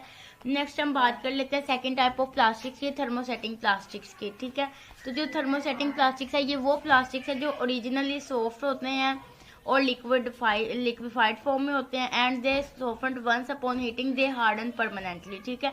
कि एक बार आप इनको थर्मोसेटिंग, उसमें क्या था, थर्मो जो हमने से पहले पढ़ा, जो थर्मोप्लास्टिक हमने पढ़ा इससे पहले, उसमें क्या था कि हम एनी टाइम उसको हीट कर सकते हैं, एनी टाइम उसको कूल कर सकते हैं। लेकिन इसमें क्या होगा कि एक बार जब हम उसको हीट अप कर लिया, तो इधर इसमें ना एक सर्टेन टेम्परेचर है, अगर आप हीट करो कूल करो, हीट करो कूल करो, लेकिन आप मतलब जब उसको हीट करो ना, तो एक ऐसा पॉइंट आएगा कि उसके बाद आपने अगर उसको कूल किया ना, तो उसके बाद आप दोबारा से हीट नहीं कर सकते, ठीक है, क्योंकि आप उसको हीट करोगे भी ना तो वो परमानेंटली हार्ड हो चुका है, ठीक है, उसका कोई मजीद असर नहीं है उस पर, ठीक है। मतलब ये वो प्लास्टिक है जो मतलब ओरिजिनली सॉफ्ट और लिक्विफाइड फॉर्म में होते हैं, ठीक है। उसके अलावा अगर आप इनको हार्ड कर दो, ठीक है, और फिर आप मजीद इनको सॉफ्ट कर लो, तो उसके बाद फिर जब ये हार्ड हो गए ना, तो फिर उसके बाद ये मतलब नहीं होंगे दोबारा, ये सॉफ्ट नहीं होंगे, ठीक है। मतलब आप इन्हें when they are heated in the temperature of 127 degree centigrade to 177 degree centigrade, जब आप इन्हें एक बार हीट कर लो अबाउट टेम्परेचर ऑफ 127 से लेके 177 तक, दे सेट परमानेंटली, ठीक है, तो वो फिर परमानेंटली उनका एक टेम्परेचर हो जाएगा, and further application of heat does not alter. अब आप इससे ज़्यादा जितना मर्जी टेम्परेचर उसको दे दो, वो मतलब सॉफ्टन नहीं होगा, ठीक है, बस इतना ही सॉफ्टन होगा, but at the temperature of about 343 degree, ठीक है। तो 343 डिग्री टेम्परेचर पे चेयरिंग अकर्स, फिर चेयरिंग कहते हैं पार्शियली बर्न, मतलब ना फिर इसकी सरफेस काली होनी स्टार्ट हो जाती है, ठीक है, सॉफ्ट नहीं होगा। एक तो है ना कि आपने से हीट दी, वो लिक्विफाइड फॉर्म में सॉफ्टन होना शुरू हो गया, लेकिन अब उसका एक मखसूस टेम्परेचर है, सर्टेन टेम्परेचर है, उस टेम्परेचर के बाद क्या होगा कि चेयरिंग प्रोसेस स्टार्ट होगा। चेयरिंग प्रोसेस कहते हैं पार्शियली बर्न, ठीक है। Slightly burn. तो जब वहाँ पे बर्निंग स्टार्ट हो जाएगी तो डेफिनेटली वो सरफेस को ब्लैकन्स कर देगी, ठीक है। और उसके अलावा थर्मोसेटिंग प्लास्टिक्स जो हैं ये ड्यूरेबल, स्ट्रॉन्ग और हार्ड होते हैं, ठीक है। ड्यूरेबल बोलते हैं पायदार चीज़ को, ठीक है, पायदार होते हैं, डेफिनेटली हार्ड होते हैं, परमानेंटली हार्डनेस इनकी प्रॉपर्टी है, तो इस वजह से ये ड्यूरेबल होते हैं, पायदार होते हैं। उसके अलावा ये डिफरेंट कलर्स की वैरायटी में भी हमें मिल जाते हैं, ब्यूटीफुल कलर्स में, ठीक है। और उसके अलावा ज़्यादातर ये यूज़ होते हैं इंजीनियरिंग के एप्लीकेशंस में, ठीक है, मतलब इंडस्ट्रियल लेवल वगैरह पे। नेक्स्ट हम बात कर लेते हैं प्लास्टिक की प्रॉपर्टीज़ की। तो आपको पता है कि मेनली इसकी जो प्रॉपर्टीज़ हैं, सॉरी प्लास्टिक, ये वैसे तो प्लास्टिक की कैटेगरी ही है, प्लास्टिक में थर्मोसेटिंग प्लास्टिक की हम कैटेगरी की बात कर लेते हैं। अभी हमने पढ़ा कि ये परमानेंटली हार्ड हो जाता है अगर हम इसे एक मखसूस टेम्परेचर के बाद हीट दें तो उस पर फ़र्क नहीं पड़ता, ठीक है। फिर वो मतलब उसके बाद उसकी जो भी शेप रिटेन हो गई है वो मतलब परमानेंट उसकी शेप रहेगी, परमानेंटली हार्ड रहेगा, ठीक है। उसके अलावा मैन्युफैक्चरिंग के दौरान हम उसे डिफरेंट केमिकल चेंजेस उसमें कर सकते हैं और उसके अलावा फिर ये मज़ीद मेल्ट नहीं होगा और ना ही हम उसको रीशेप कर सकेंगे, ठीक है। इसको और उसके अलावा ये रिसाइकलिंग भी फिर कम ही होगा। हमने थर्मोप्लास्टिक्स में पढ़ा था ना कि जो इससे पहले कैटेगरी पढ़ी कि उसका जो स्कैर्प होता है बार बार उसके जो पीसेस भी होते हैं हम उसको दोबारा से इफेक्टिवली यूज़ कर सकते हैं, लेकिन थर्मोसेटिंग में ऐसा सीन नहीं है। ये एक बार हार्ड हो गया तो उसके बाद ये इसमें रिसाइकलिंग की भी बहुत कम गुंजाइश बचती है। हम इसकी एग्जांपल की बात कर लेते हैं, पॉलीएस्टर फाइबर्स, ठीक है, पॉलीएस्टर फाइबर ग्लास सिस्टम, ठीक है। तो ये जो शीट्स बनाई जाती हैं, ठीक है, शीट्स या ये जो भी मोल्डिंग कंपाउंड्स हैं ये सारे के सारे क्या हैं, ये पॉलीएस्टर फाइबर्स हैं, ठीक है। उसके अलावा पॉलीयूरिथेन्स है, तो जितने भी ये इंसुलेटिंग फोम्स हैं, मैट्रेसेस हैं, कोटिंग्स हैं, एडेसिव्स हैं, ये सारे के सारे क्या हैं, ये मतलब जो भी चिपकाने वाली चीज़ें हैं या जो भी कोटिंग्स हम लोग करते हैं, ये जो भी हमारे प्रिंट रोलर्स हैं, शूज सोल, इवन के जूते का सोल भी, ये भी प्लास्टिक है। और ये कौन सा प्लास्टिक है, थर्मोसेटिंग प्लास्टिक है, ठीक है। और थर्मोसेटिंग प्लास्टिक में ये किस कैटेगरी के एग्जांपल में आता है, किस एप्लीकेशन में आता है, पॉलीयूरिथेन्स में, ठीक है। और इसके अंदर पॉलीयूरिथेन एक्चुअली हम बनाते हैं दो या दो से ज़्यादा फंक्शनल मोनोमर या ओलिगोमर्स को करके, इकट्ठा करके, ठीक है। ये चीज़ तो आपको पता है कि मोनोमर्स मिलके एक बहुत बड़ा पॉलीमर बना देते हैं, पॉली मतलब मैनी बहुत बड़ी चीज़, ठीक है। तो ये पॉलीयूरिथेन्स है, ठीक है। तो इसका मतलब है कि छोटे छोटे ये मोनोमर्स मिलके आपस में एक पॉली चीज़ बना दी, बड़ी चीज़ बना दी, जिसे क्या नाम दे दिया, पॉलीयूरिथेन्स। तो इस पॉलीयूरिथेन्स में दो मोनोमर्स भी हो सकते हैं और दो से ज़्यादा भी हो सकते हैं, ठीक है। नेक्स्ट हम बात कर लेते हैं, ये वुल्केनाइज्ड रबर इनकी प्रॉपर्टी है, ठीक है। वुल्केनाइज्ड रबर क्या है, वुल्केनाइज्ड रबर होती है रबर की वो type that has been harden through the use of heat. इसको हीट दे के हमने इतना सख्त कर दिया ना कि ये वुल्केनाइज्ड बन गया है, ठीक है, मजीद हीट बियर नहीं करेगा। ये सारी की सारी हम थर्मोसेटिंग की प्रॉपर्टीज डिस्कस कर रहे हैं साथ।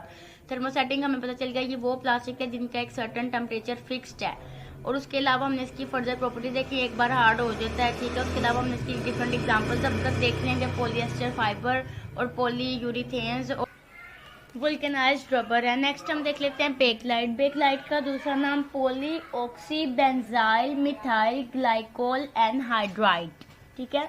बेकलाइट का दूसरा नेम क्या है, बेकलाइट का दूसरा नेम है पॉलीऑक्सीबेंजाइल मिथाइल ग्लाइकोल एनहाइड्राइड, ठीक है। एनहाइड्राइड उस चीज को बोलते हैं जिसमें वाटर नहीं होता, ठीक है, नॉन वाटर होता है वो, ठीक है। तो बेकलाइट एक्चुअली में ये एक हार्ड प्लास्टिक की किस्म है और पहले वक्तों में ये टेलीफोन और रेडियोस वगैरह बनाने के लिए यूज़ होती थी, ठीक है।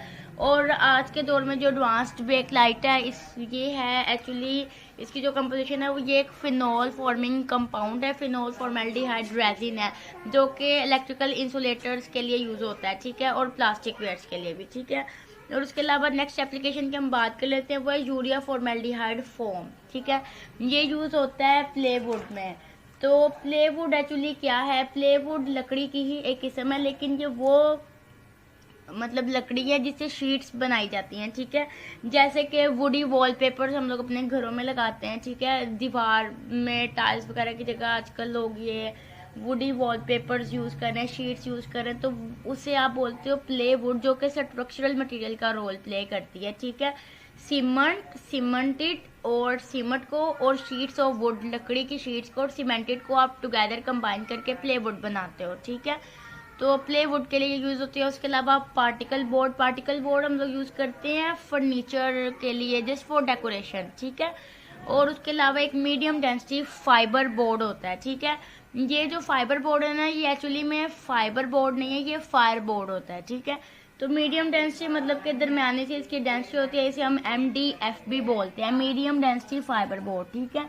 फाइबर बोर्ड भी कह सकते हैं, फायर बोर्ड भी कह सकते हैं। एक्चुअली ये जो वुड की वो प्रोडक्ट है जो यूज़ होती है कि जो हमारे पास सख्त किस्म की लकड़ी है ना, हार्ड वुड, उसको ब्रेक डाउन करने के लिए, उसके ब्रेकिंग डाउन करके अब वो हार्डवुड तो ना रही, तो वो जो लकड़ी हमारे पास तोड़ फोड़ के बाद आई है ना, वो मीडियम डेंसिटी है, मतलब दरमियाने साइज़ की, दरमियानी से उसकी डेंसिटी है, दरमियाना सा वॉल्यूम है, दरमियाना सा मैस है, ठीक है। उसके अलावा 6th एप्लीकेशन इसकी आ जाती है मेलामाइन रेजिन की, ठीक है। मैं आपको बता दूं कि ये रेजिन एक्चुअली में होता क्या है। जो रेजिन है, रेजिन हमारे पास मतलब एक सिंपल सा मटेरियल ही होता है, ठीक है। तो रेजिन बेसिकली हम कहते हैं राल को, ठीक है। राल मतलब जो रेजिन है कि बेसिकली प्लांट के वेस्ट में से भी रेजिन गम्स वगैरह निकलते हैं। अब वो प्लांट के लिए वेस्ट है, लेकिन ये रेजिन्स और गम्स हमारे लिए बेनिफिशियल है, हम इससे बहुत कुछ बना सकते हैं। ये देखें, बहुत तरह के येलोइश रेजिन्स होते हैं, ब्राउनिश रेजिन्स होते हैं, और ये हम यूज़ कर सकते हैं फर्निचर्स के लिए, प्लास्टिक्स बनाने के लिए, इवन के ये रेजिन्स हम लोग यूज़ कर सकते हैं मेडिसन्स के लिए भी, ठीक है। बहुत सारी मेडिसन्स के क्योर, मतलब बहुत सारी डिजीज़ के लिए जो मेडिसन्स यूज़ होती हैं उनके क्योर के लिए, ठीक है। मेलामाइन रेजिन्स, एपॉक्सी रेजिन्स वगैरह, ठीक है। उसके अलावा नेक्स्ट एप्लीकेशन, और ये जो मेलामाइन रेजिन है ये यूज़ होती है वर्क टॉप सर्फेसिस के लिए, ठीक है। ऊंचे दर्जे के काम के लिए हम लोग इस रेजिन को यूज़ करते हैं। नेक्स्ट हम बात कर लेते हैं एपॉक्सी रेजिन की, ठीक है। जो एपॉक्सी रेजिन है ना, एपॉक्सी रेजिन हम लोग यूज़ करते हैं as a matrix component in many fibre reinforce plastics, ठीक है।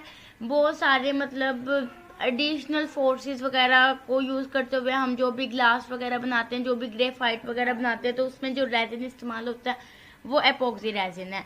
नेक्स्ट मैं बात कर लेती हूँ इसकी नेक्स्ट टाइप ऑफ क्लासिफिकेशन की। जैसे कि मैंने आपको पहले बताया कि फर्स्ट हमने क्लासिफिकेशन पढ़ी होती basis of their structural and chemical bond, वो थी थर्मोप्लास्टिक्स एंड थर्मोसेटिंग प्लास्टिक्स, ठीक है। अब हमने बात करनी on the basis of structure of atoms, ठीक है। तो according to their classification the plastics are divided into 2 groups, 2 groups के प्लास्टिक्स इसमें होंगे, एक होमोजेनस और एक हेट्रोजेनस। जो होमोजेनस प्लास्टिक्स हैं ये वो वैरायटी है प्लास्टिक की जो जिसमें कार्बन चेन होती है, ठीक है।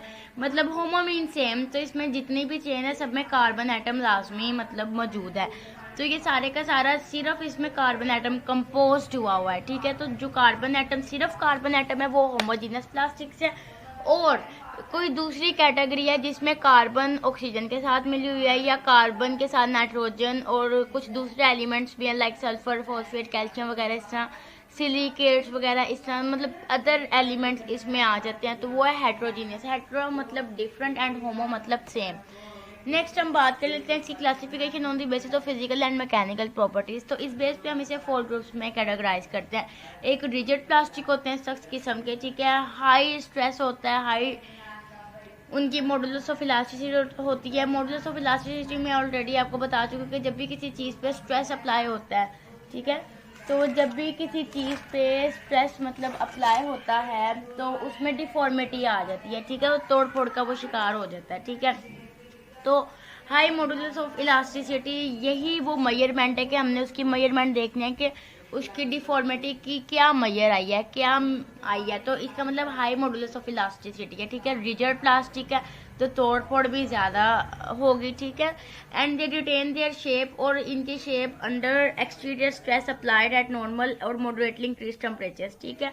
नॉर्मल टेम्परेचर्स पे या आहिस्ता आहिस्ता अगर हम मॉडरेटली इसका टेम्परेचर इंक्रीज करें तो उसके टेम्परेचर के इंक्रीज करने के साथ साथ हम अगर उसके ऊपर बाहर से कोई एक्सटर्नल स्ट्रेस लगाते हैं, कोई फोर्स लगाते हैं, कोई कुव्वत लगाते हैं, तो फिर भी वो क्या करती है कि अपनी शेप को रिटेन करने की कोशिश करती है, ठीक है। उसके अलावा कुछ सेमी रिजिड प्लास्टिक्स हैं। तो सेमी रिजिड प्लास्टिक्स मतलब इतने ज़्यादा रिजिड नहीं होते, ठीक है, मीडियम इनका मॉडुलस ऑफ इलास्टिसिटी होता है, और उसके अलावा अंडर प्रेशर जब हम इसके ऊपर से प्रेशर रिमूव कर देते हैं तो इसकी जो इलोंगेशन हो रही होती है ना वो भी डिसअपियर हो जाती है। ठीक है, नेक्स्ट है सॉफ्ट प्लास्टिक्स। तो सॉफ्ट प्लास्टिक्स का भी जो मॉडुलस ऑफ इलास्टिसिटी है वो कम है, और जब हम इस पर से प्रेशर या जो भी एक्सटर्नल स्ट्रेस हमने अप्लाई किया होता है जब वो हम रिमूव करते हैं इससे, तो इसकी जो इलोंगेशन फैक्टर है वो आहिस्ता आहिस्ता डिसअपियर हो जाता है। उसके बाद आते हैं इलास्टोमर्स। इलास्टोमर्स में ये एक इलास्टिक टाइप का मटेरियल है, जैसे कि स्प्रिंग होता है। ठीक है, तो इसका भी मॉडुलस ऑफ इलास्टिसिटी लो होता है, और इसकी जो डिफॉर्मिटी है वो कंसीडर की जाती है under load at room temperature. ठीक है, इवन कि अब रूम टेम्परेचर पे भी हम एक स्प्रिंग को खींचे हैं। ठीक है, तो लेकिन हम जब उसे खींचेंगे ना उस पर स्ट्रेस अप्लाई किया, लेकिन वो इलास्टोमर है, इलास्टिसिटी उसकी प्रॉपर्टी है, तो वो हम उसको स्ट्रेस दे के छोड़ेंगे भी ना इवन रूम टेम्परेचर पे, तो क्या होगा कि वो वापस अपनी ओरिजिनल शेप में आ जाएगा and return to their original shape when the load is released. जब हम उसे छोड़ेंगे वो अपनी ओरिजिनल पे वापस आ जाएगा। ठीक है, उसके अलावा the extension can range up to 10 times their original dimension. उनकी जो ओरिजिनल डायमेंशन है ना उसमें 10 गुना लचक पाई जाती है। ठीक है, बट एक पॉइंट ऐसा भी आता है कि जब हम अब ये डायमेंशन उसकी बता दी कि 10 गुना बस हम उसको तंग कर सकते हैं, लेकिन एक पॉइंट ऐसा आएगा कि हम उसको अगर इतना एक्सटेंड कर दें, इतना एक्सपेंड कर दें, इतना स्ट्रेच्ड कर दें कि वो वापस अपनी हालत में आने के काबिल ही नहीं रहेगा। ठीक है, उसकी लिमिट्स क्रॉस हो जाएंगी, हम स्प्रिंग को खींची जाए एक वक्त आएगा वो पूरा खुल के हमारे सामने आ जाएगा। ठीक है, डिफॉर्म्ड हो जाएगा। इवन कि ये सारी एक्टिविटी हम रूम टेम्परेचर पे भी कर सकते हैं, तो उसका कोई फायदा नहीं है, ऐसे उस बेचारे को हमने खराब कर दिया फिर।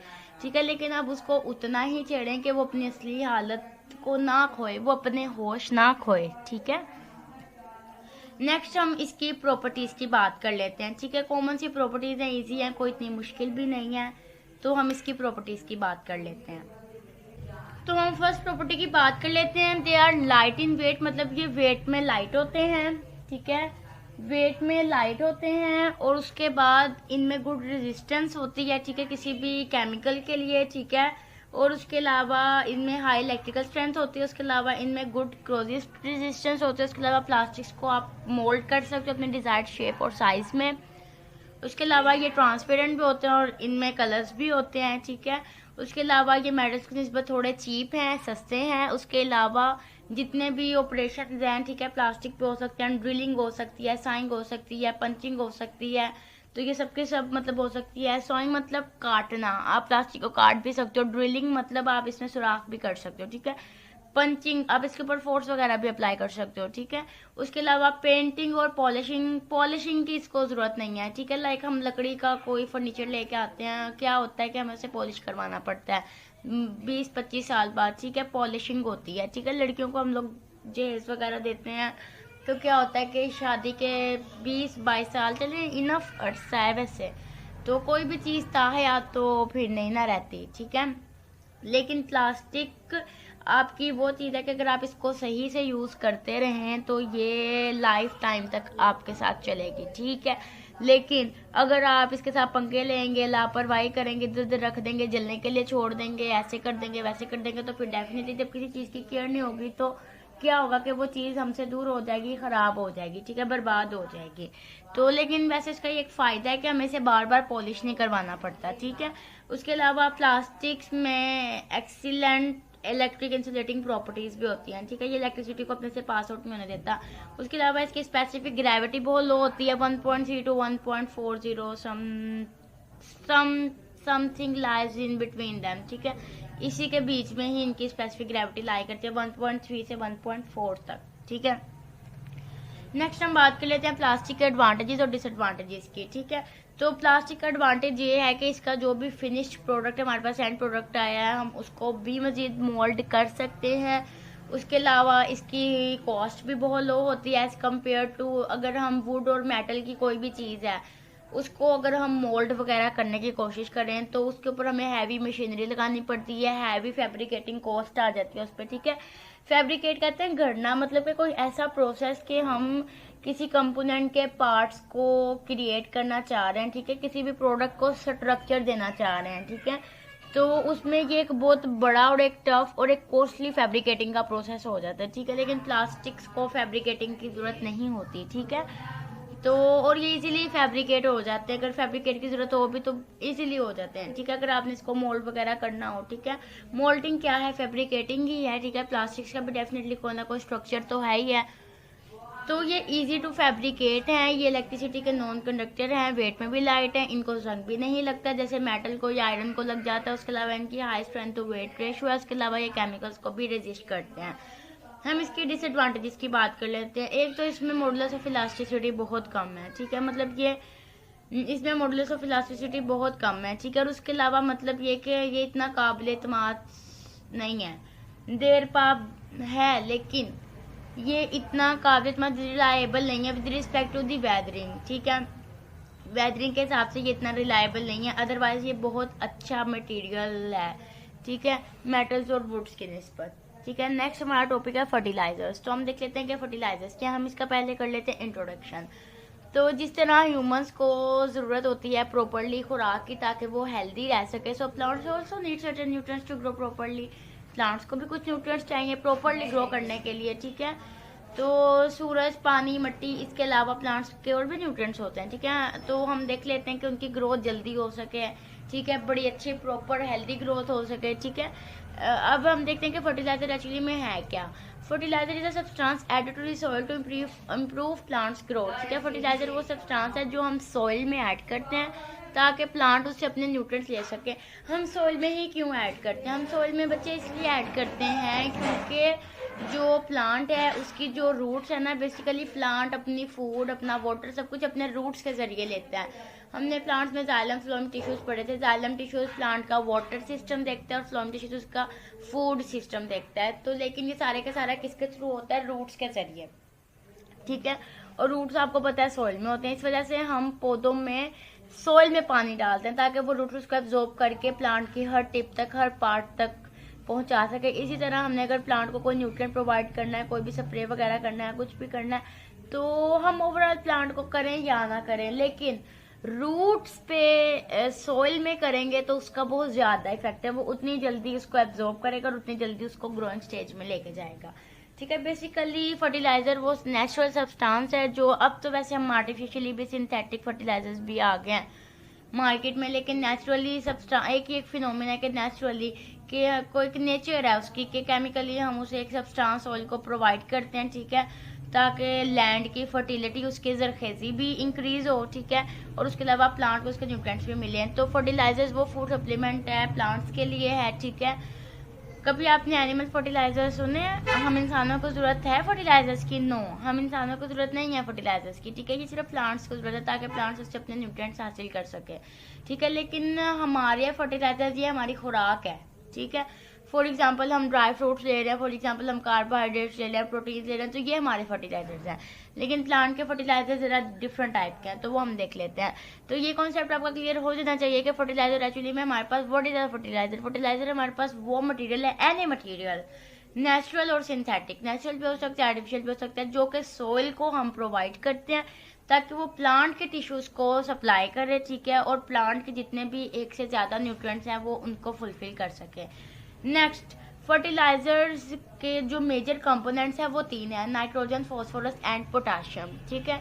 तो फर्टिलाइजर्स के आगे टाइप्स हैं, कुछ कंप्लीट होते हैं, कुछ इनकम्प्लीट है। मतलब कुछ फर्टिलाइजर्स हैं उनमें ये तीनों पाए जाते हैं, नाइट्रोजन, फास्फोरस और पोटाशियम। कुछ फर्टिलाइजर्स हैं उनमें 2 होते हैं, एक नहीं होता, मतलब नाइट्रोजन फास्फोरस होते हैं, पोटाशियम नहीं होता। फॉर एग्जाम्पल पोटाशियम या फास्फोरस होता है, नाइट्रोजन नहीं होता। फॉर एग्जाम्पल सिर्फ फास्फोरस ही होता है, नाइट्रोजन और पोटाशियम नहीं होता। तो ये कंप्लीट वर्सेस इनकम्प्लीट, ठीक है। तो वो फर्टिलाइजर जिसमें ये रेशियोज जो है, for example 10-10-10, it's mean that के हमारा जो फर्टिलाइजर है उसमें 10% ही नाइट्रोजन है, 10% ही फास्फोरस है, 10% मतलब कोई ना कोई अमाउंट में तीनों चीजें प्रेजेंट हैं। कम ज्यादा की तो बात की बात है ना, तो वो फर्टिलाइजर क्या है, कंप्लीट है। और वो फर्टिलाइजर जिसमें ये तीनों प्राइमरी न्यूट्रिएंट्स नहीं मौजूद, वो क्या है, इनकम्प्लीट। 20-0-0 की रेशियो आप देखें, एग्जाम्पल में 20-0-0, इसमें 20 मतलब नाइट्रोजन तो है, फास्फोरस 0, पोटाशियम 0, तो फिर ये क्या है, इनकम्प्लीट। इसी तरह सेकंड एग्जाम्पल देखें, 0-20-0, इसमें नाइट्रोजन क्या है, 0, पोटाशियम क्या है, 0, तो ये भी क्या है, इनकम्प्लीट। थर्ड एग्जांपल में देख लें 12,044, उसमें फॉस्फोरस क्या है 0, ठीक है। उसके अलावा फर्टिलाइजर किस फॉर्म में होता है, ग्रेन्युलर फॉर्म में हो सकते हैं, ठीक है, दानेदार, ठीक है।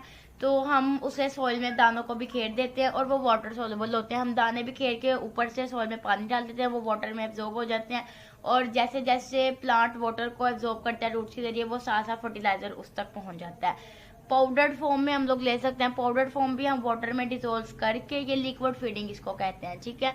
और ये फॉइलेज है, फॉइलेज बोलते हैं कि वो फर्टिलाइजर का वो प्रोडक्ट जो मतलब हम डायरेक्टली प्लांट्स को मतलब प्रोवाइड कर सकते हैं। ये प्लांट लीव्स पे भी हम लोग मतलब प्रोवाइड कर सकते हैं, ये एक लिक्विड फीडिंग है। उसके अलावा कुछ फर्टिलाइजर्स लिक्विड फॉर्म में हमारे पास होते हैं, ठीक है, ये कंसनट्रेटेड फॉर्म होती है, ठीक है, इसे भी हम वाटर के साथ मिक्स करके ही प्लांट्स को प्रोवाइड करते हैं। नेक्स्ट ये फर्टिलाइजर्स की क्लासिफिकेशन है, कुछ सट्रेट होते हैं, कॉम्प्लेक्स होते हैं और मिक्स्ड होते हैं। जो मिक्स्ड फर्टिलाइजर्स है ना, वो सट्रेट फर्टिलाइजर्स का ही मिक्सचर होता है, ठीक है। तो हम देखें तो स्ट्रेट फर्टिलाइजर्स क्या है। सट्रेट फर्टिलाइजर सीधे सीधे कोई भी एक न्यूट्रिएंट बस उसने प्रोवाइड करना है, या तो वो नाइट्रोजन देगा, या वो फॉस्फोरस देगा, या वो पोटाशियम देगा। For example urea nitrogen provide करेगा। अमोनियम सल्फेट, अमोनियम से भी उसे सिर्फ नाइट्रोजन मिलेगी, पोटाशियम और फॉस्फोरस उसको नहीं मिलेगा। या पोटाशियम सल्फेट की बात कर लेते हैं तो वहां से भी उसको सिर्फ क्या पोटाशियम मिल रहा है, ना नाइट्रोजन मिल रही है ना फॉस्फोरस मिल रहा है। जो है ना कॉम्प्लेक्स फर्टिलाइजर्स, इनमें 2 या 3 तो मेन न्यूट्रिएंट्स हैं, तो कम से कम 2 भी इसको मिल जाए ना तो वो इसके लिए इनफ है, ठीक है। और ये ग्रेन्युलर फॉर्म में कॉम्प्लेक्स फर्टिलाइजर्स होते हैं, ठीक है, डायमोनियम फॉस्फेट, ठीक है, इसमें इसको फॉस्फेट भी मिल रहा है और नाइट्रोजन भी मिल रही है अमोनिया से। उसके अलावा सेकंड एग्जांपल देखें नाइट्रोफॉस्फेट्स, नाइट्रोफॉस्फेट्स में भी उसको नाइट्रोजन भी मिल रही है और फॉस्फेट भी मिल रहा है। और नेक्स्ट एग्जांपल है अमोनियम फॉस्फेट, अमोनियम से उसको नाइट्रोजन भी मिल रही है और फॉस्फेट भी मिल रहा है। थर्ड हम बात कर लेते हैं मिक्स्ड फर्टिलाइजर्स की। मिक्स फर्टिलाइजर्स हमारे पास मिक्सचर है फर्टिलाइजर्स, स्ट्रेट फर्टिलाइजर्स का, लेकिन ये स्ट्रेट फर्टिलाइजर का मिक्सचर है, मतलब एक स्ट्रेट फर्टिलाइजर हमारे पास फॉर एग्जांपल यूरिया है और एक स्ट्रेट फर्टिलाइजर हमारे पास फॉर एग्जांपल पोटाशियम क्लोराइड है। तो जब हम 2 स्ट्रेट फर्टिलाइजर्स को आपस में मिक्स करेंगे, जैसे कि मैंने अभी कहा कि यूरिया या अमोनियम सल्फेट को अगर हम मिक्स करें, ठीक है, तो या हम अमोनियम सल्फेट या पोटाशियम सल्फेट को आपस में मिक्स कर देते हैं। अमोनियम सल्फेट क्या है, एक स्ट्रेट फर्टिलाइजर है, पोटाशियम सल्फेट क्या है, एक स्ट्रेट फर्टिलाइजर है। तो अमोनियम सल्फेट और पोटाशियम सल्फेट मिलकर क्या बनाएंगे, एक मिक्स्ड फर्टिलाइजर। तो यहाँ से अमोनिया से नाइट्रोजन भी मिल रही है और पोटाशियम सल्फेट से उसको क्या मिल रहा है, पोटाशियम भी मिल रहा है। तो 2 मतलब मिनिमम 2 उसको मिल रहे हैं इंग्रेडिएंट्स, ठीक है। तो ये क्या होगा, मिक्स फर्टिलाइजर होगा। और मिक्स फर्टिलाइजर को हम मैनुअली भी बना सकते हैं और मैकेनिकली भी इनको मतलब मिक्स कर सकते हैं आपस में, ठीक है। उसके अलावा फर्टिलाइजर्स को हम लोग बेस कर सकते हैं on the categories of their primary plant nutrient concentration, ठीक है, कि जो हमारे फर्टिलाइजर्स है वो हमें कितनी मिकदार में नाइट्रोजन की कंसंट्रेशन दे रहे हैं, ठीक है। तो उस हिसाब से हम इसे कैटेगराइज करते हैं, low analysis fertiliser and high analysis fertiliser. तो जो लो एनालिसिस है इसमें 25% से कम न्यूट्रिएंट हमें मिलता है, जैसे SSP सिंगल सुपर फॉस्फेट। तो इसमें सिंगल सुपर फॉस्फेट जो है इसमें 16% हमें फॉस्फेट मिल रहा है जस्ट, ठीक है। तो एक न्यूट्रिएंट मिल रहा है, ऊपर से मिल भी 16%, मतलब 25% से लेस मिल रहा है। सोडियम नाइट्रेट की बात कर ले तो इसमें से भी हमें नाइट्रोजन 16% मिल रही है, मतलब 25% से लेस है। तो इट्स मीन डैट कि ये लो एनालिसिस फर्टिलाइजर है। उसके अलावा नेक्स्ट हम देख लेते हैं हाई एनालिसिस फर्टिलाइजर। इसमें कंटेंट जो है वो 25% से अबव है। यूरिया देख लें, यहाँ पे हमें नाइट्रोजन कंटेंट 46% मिल रहा है, 25% से अबव। एनहाइड्रस अमोनिया, ये वो अमोनिया की फॉर्म है जिसमें वाटर डिसॉल्व नहीं है। एनहाइड्रस का वर्ड हम यूज ही उसके लिए करते हैं जो नॉन वाटर होता है। इसमें हमें 82.2% सबसे ज्यादा हमें इसमें मिल रही है इसकी, ठीक है। तो उसके अलावा हम अगर अमोनियम फॉस्फेट की बात कर ले तो इसमें से हमें अमोनियम में से नाइट्रोजन भी मिल रही है और फॉस्फेट भी मिल रहा है 20% और कलेक्टिवली ये 40% इसकी रेंज बन गई। तो हाई एनालिसिस फर्टिलाइजर्स जिनकी फर्टिलाइजर्स की परसेंटेज उसमें जो प्राइमरी न्यूट्रिएंट्स हैं उनकी जो परसेंटेज है वो 25% से ज्यादा होनी चाहिए। ये तो बहस ही नहीं है कि एक न्यूट्रिएंट मिल रहा है या 2-3 मिल रहे हैं, एक भी मिल रहा है वो 80% भी मिल रहा है ना तो जबरदस्त है, ठीक है, वो हाई एनालिसिस फर्टिलाइजर है, ठीक है। उसके अलावा हम इनकी क्लासिफिकेशन कर सकते हैं सॉलिड और लिक्विड फॉर्म में भी, जैसे कि मैंने आपको पहले बताया कि फर्टिलाइजर्स ग्रेन्युलर फॉर्म में हो सकते हैं, पाउडर्ड फॉर्म में हो सकते हैं और लिक्विड फॉर्म में हो सकते हैं। तो सॉलिड फर्टिलाइजर जैसा कि मैंने आपको बताया कि पाउडर फॉर्म में होता है, ठीक है, सिंगल सुपर फॉस्फेट जो SSP अभी हमने देखा था वो पाउडर फॉर्म में होता है। उसके अलावा क्रिस्टल्स की फॉर्म में हो सकता है, इसके अलावा प्रिल्स की फॉर्म में हो सकता है, ठीक है। प्रिल्स कहते हैं बूंदों की शक्ल में, मतलब ड्रॉपलेट्स की, ड्रॉप के साइज का, ठीक है। Urea, diammonium phosphate, super phosphate, ठीक है। उसके अलावा ग्रेन्यूल्स की फॉर्म में होलैंड ग्रेन्यूल्स, मतलब होलैंड से ये फर्टिलाइजर्स इंपोर्ट करता है पाकिस्तान, ठीक है। उसके अलावा सुपर ग्रेन्यूल्स मतलब यूरिया सुपर ग्रेन्यूल्स, ठीक है, इसमें यूरिया होता है। उसके अलावा ब्राइक्यूट्स, ठीक है। जो ये ब्राइक्यूट्स है ना, ये आप कह लें कि कोल्ड रस्ट होता है, कम्बस्टाइल बायोमास होता है, ठीक है। ब्राइक्यूट मतलब यूरिया, ब्राइक्यूट्स मतलब यूरिया को जला करना, यूरिया को जलाकर जो ये बायोमास है, बायोमास क्या है, जो एनिमल या प्लांट, जो एनिमल वेस्ट है, ठीक है।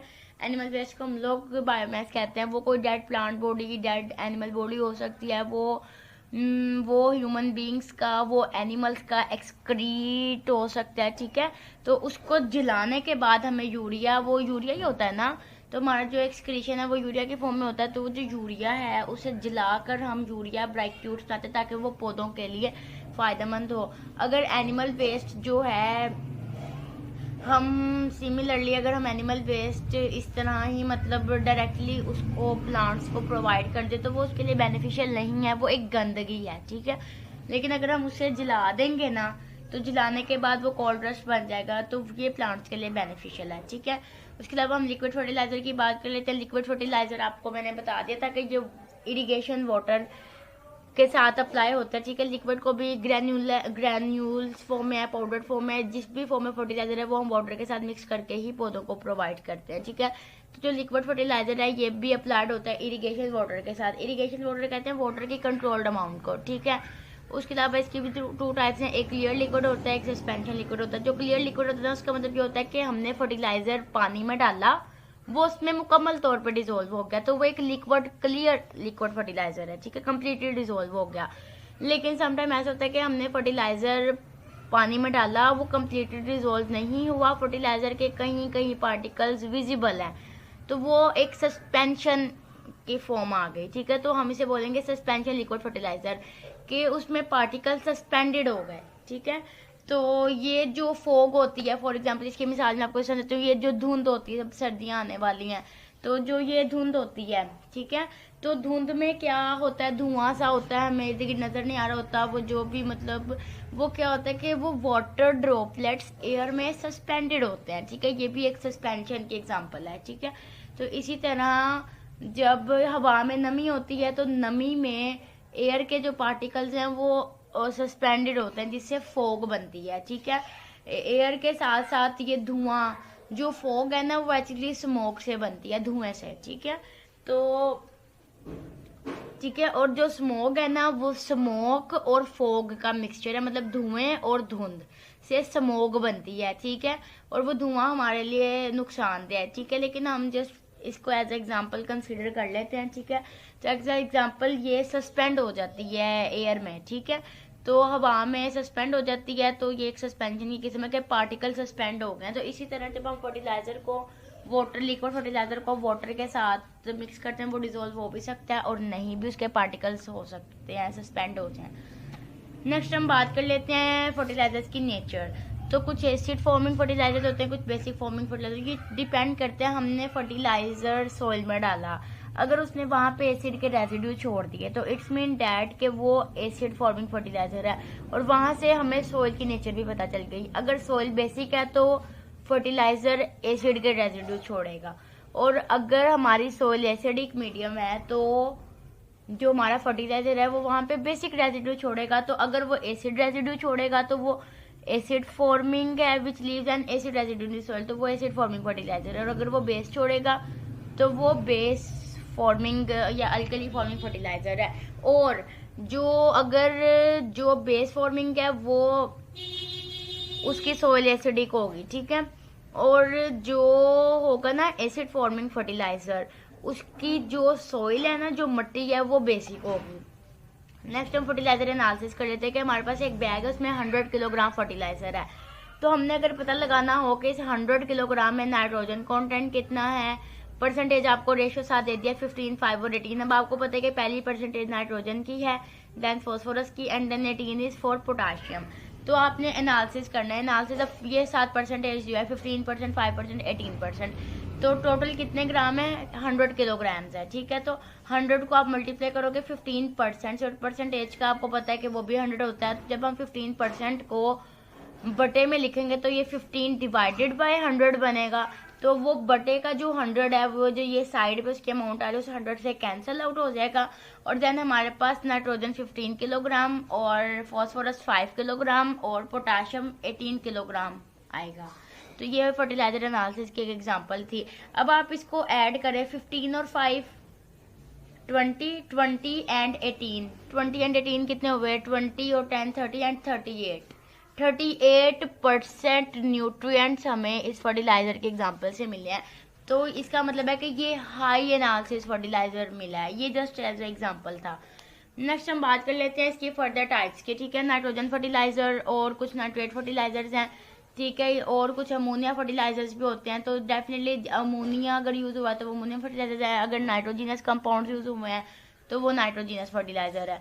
तो हम देखे थे जो नाइट्रोजीनस फर्टिलाइजर है ये वो मटेरियल है जिसमें नाइट्रोजन यूज हुई होती है, ठीक है, कंटेनिंग नाइट्रोजन होती है इनमें। और उसके अलावा कुछ सेकेंडरी न्यूट्रिएंट्स भी होते हैं, कैल्शियम और सल्फर वगैरह, ठीक है।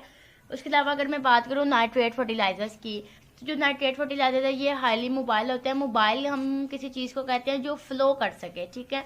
तो नाइट्रेट फर्टिलाइजर ये सोइल में मूव कर सकते हैं, फ्लो कर सकते हैं, ठीक है। इसी वजह से ये टॉप ड्रेसिंग के लिए सूटेबल है। टॉप ड्रेसिंग हम यूज करते हैं फर्टिलाइजर्स के लिए वो टर्म कि ये वो प्रोसेस है in which any material from either natural और synthetic origin is added to soil, ठीक है।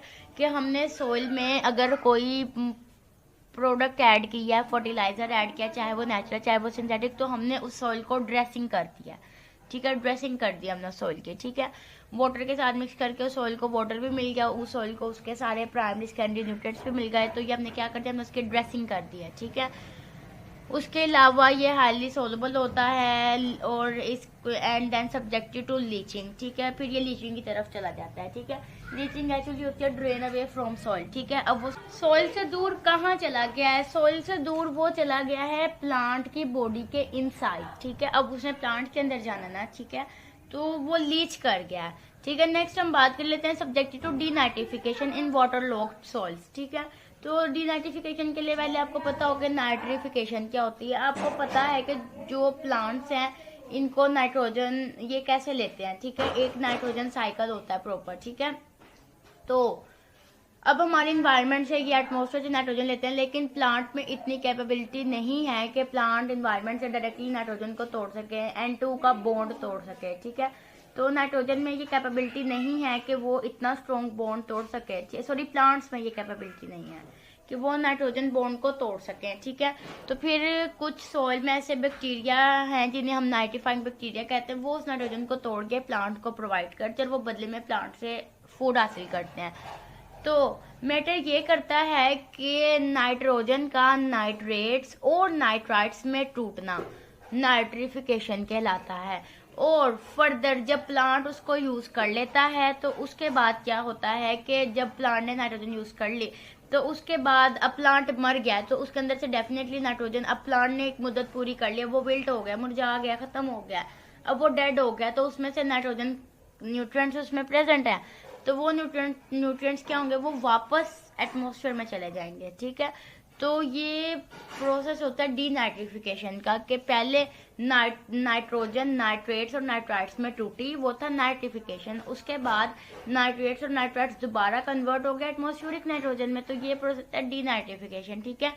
वो बात करने का मकसद ये है कि जब हम नाइट्रेट फर्टिलाइजर्स प्लांट्स को देते हैं, प्लांट को ड्रेसअप करते हैं, प्लांट उसको लेता है और ग्रो अप हो जाता है, ठीक है, लीचिंग होती है उसमें, ठीक है, सोइल से लीचिंग हो जाती है। लेकिन उसके बाद क्या होता है कि एक पॉइंट आता है कि जो प्लांट है वो विल्ट कर जाता है, डेड हो जाता है, तो वो नाइट्रोजन फिर वापस वहीं चली जाती है जहाँ से वो आई होती है, ठीक है।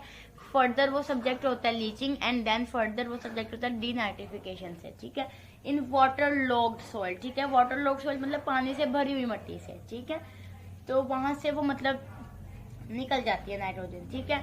फिर नेक्स्ट है कि उसके अलावा नाइट्रेट फर्टिलाइजर्स अल्कलिनिटी इंक्रीज भी करते हैं, ठीक है। जैसे कि मैंने आपको बताया कि सोइल है वो बेसिक भी हो सकती है, ठीक है, कुछ फर्टिलाइजर्स बेसिक होते हैं, ठीक है, वो बेसिक भी होते हैं क्योंकि वो सॉइल में बेसिक रेजिड्यू छोड़ सकते हैं, ठीक है। तो नाइट्रेट फर्टिलाइजर्स में बेसिक करेक्टर बहुत ज़्यादा होता है, ये डिपेंड करता है इसकी कंपोजिशन पे, ठीक है, कि इसको किस तरह से डिज़ाइन किया गया है। तो जिस तरह से डिज़ाइन किया गया होगा वही इसकी कंपोजिशन होगी, ठीक है। तो फिर उसी तरह से फर्दर ये सॉइल को रिस्पॉन्स करेगा, ठीक है, रेजिडुअल इफेक्ट देगा, ठीक है।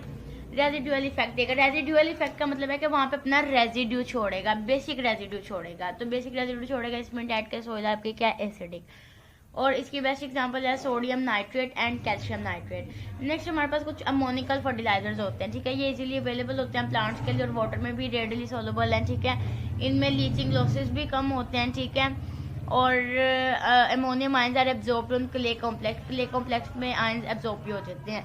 उसके अलावा इनमें अल्कैलिनिटी मतलब बेसिक करेक्टर कम होता है, तो इट्स मीन दैट इनमें बेसिक करेक्टर कम है। इनमें बेसिक करेक्टर क्या था, नाइट्रेट फर्टिलाइजर्स में बेसिक करेक्टर ज़्यादा था, इंक्रीज था, इसमें क्या रिड्यूस हो जाता है, ठीक है। तो इसी वजह से दे आर एसिडिक, उनमें बेसिक करेक्टर कम है, तो डेफिनेटली ये क्या एसिडिक करेक्टर है। और अगर एसिडिक करेक्टर रखते हैं तो इट्स मीन डैट कि ये एसिड का रेजिड्यू छोड़ेंगे अपनी सॉइल में, ठीक है। Well suited to submerged soil, और मतलब वो उस सॉइल के लिए बेनिफिशियल भी है, ठीक है। इसके एग्जांपल है ammonium sulphate, ammonium chloride and hydrous ammonia. इसके अलावा कुछ नाइट्रेट एंड एमोनिकल फर्टिलाइजर्स होते हैं जो कि इजीली अवेलेबल होते हैं प्लांट्स को, ठीक है। इनमें भी लीचिंग लॉस कम होता है और इनमें भी अल्कैलिनिटी कम होती है, बेसिक करेक्टर कम होता है, तो डेफिनेटली ये भी क्या होंगे, एसिडिक। इनकी एग्जांपल है ammonium nitrate and calcium ammonium nitrate, ठीक है। नेक्स्ट हम बात कर लेते हैं कुछ अमाइड फर्टिलाइजर्स होते हैं और कुछ ऑर्गेनिक फर्टिलाइजर्स होते हैं, ठीक है, जैसे यूरिया वगैरह या कैल्शियम सियानाइड वगैरह, ठीक है। तो ये कुछ फर्टिलाइजर्स, एक टेबल आपको शो हो रहा होगा, उसमें कुछ फर्टिलाइजर्स दिए हुए हैं। तो फर्टिलाइजर्स में फर्दर उनकी न्यूट्रिएंट के फॉर्म भी दिए है कि इस फर्टिलाइजर से हमें ये न्यूट्रिएंट मिल रहा है, ठीक है। और उसमें नाइट्रोजन की परसेंटेज दी हुई है। आगे कुछ जो दूसरे जो माइनर मैंने आपको बताया था, समटाइम्स कैल्शियम सल्फर साथ होता है या पोटाशियम क्लोराइड वगैरह साथ, और फर्दर उनकी नेचर बताई हुई है, ठीक है। नेचर आपने अच्छी तरह डिस्कस कर लिया कि कुछ एसिडिक होते हैं, कुछ बेसिक होते हैं, ठीक है, कुछ न्यूट्रल भी हो सकते हैं, ठीक है। हम पढ़ लेते हैं KNO3, ठीक है, पोटाशियम नाइट्रेट। तो इसमें जो न्यूट्रिएंट है वो हमें नाइट्रेट की फॉर्म में मिलेगा, और नाइट्रेट से आपको पता है कि हमें नाइट्रोजन कंस्टिट्यूएंट 13.85 मिल रहा है। तो ये हाई फर्टिलाइजर एनालिसिस है या लो, ये लो फर्टिलाइजर एनालिसिस है। क्यों? क्योंकि इसकी परसेंटेज 25 से कम है। इसमें देखें कोई हाई एनालिसिस फर्टिलाइजर भी है, जी बिल्कुल है। 8th नंबर पे देखें हाईली हाइग्रोस्कोपिक फर्टिलाइजर है, ठीक है, NH4NO3।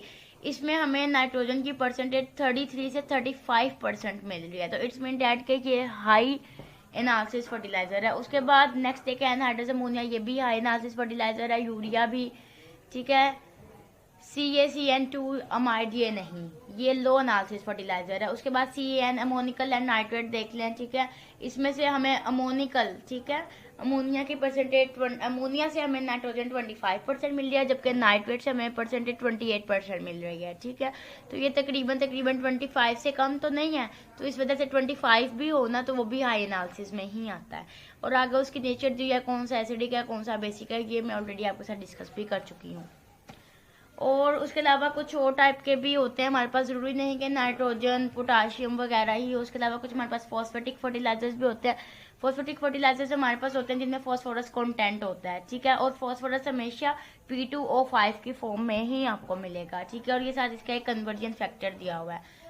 Thank you. आज का हमारा लेक्चर यहाँ पर वाइंड अप हो जाता है।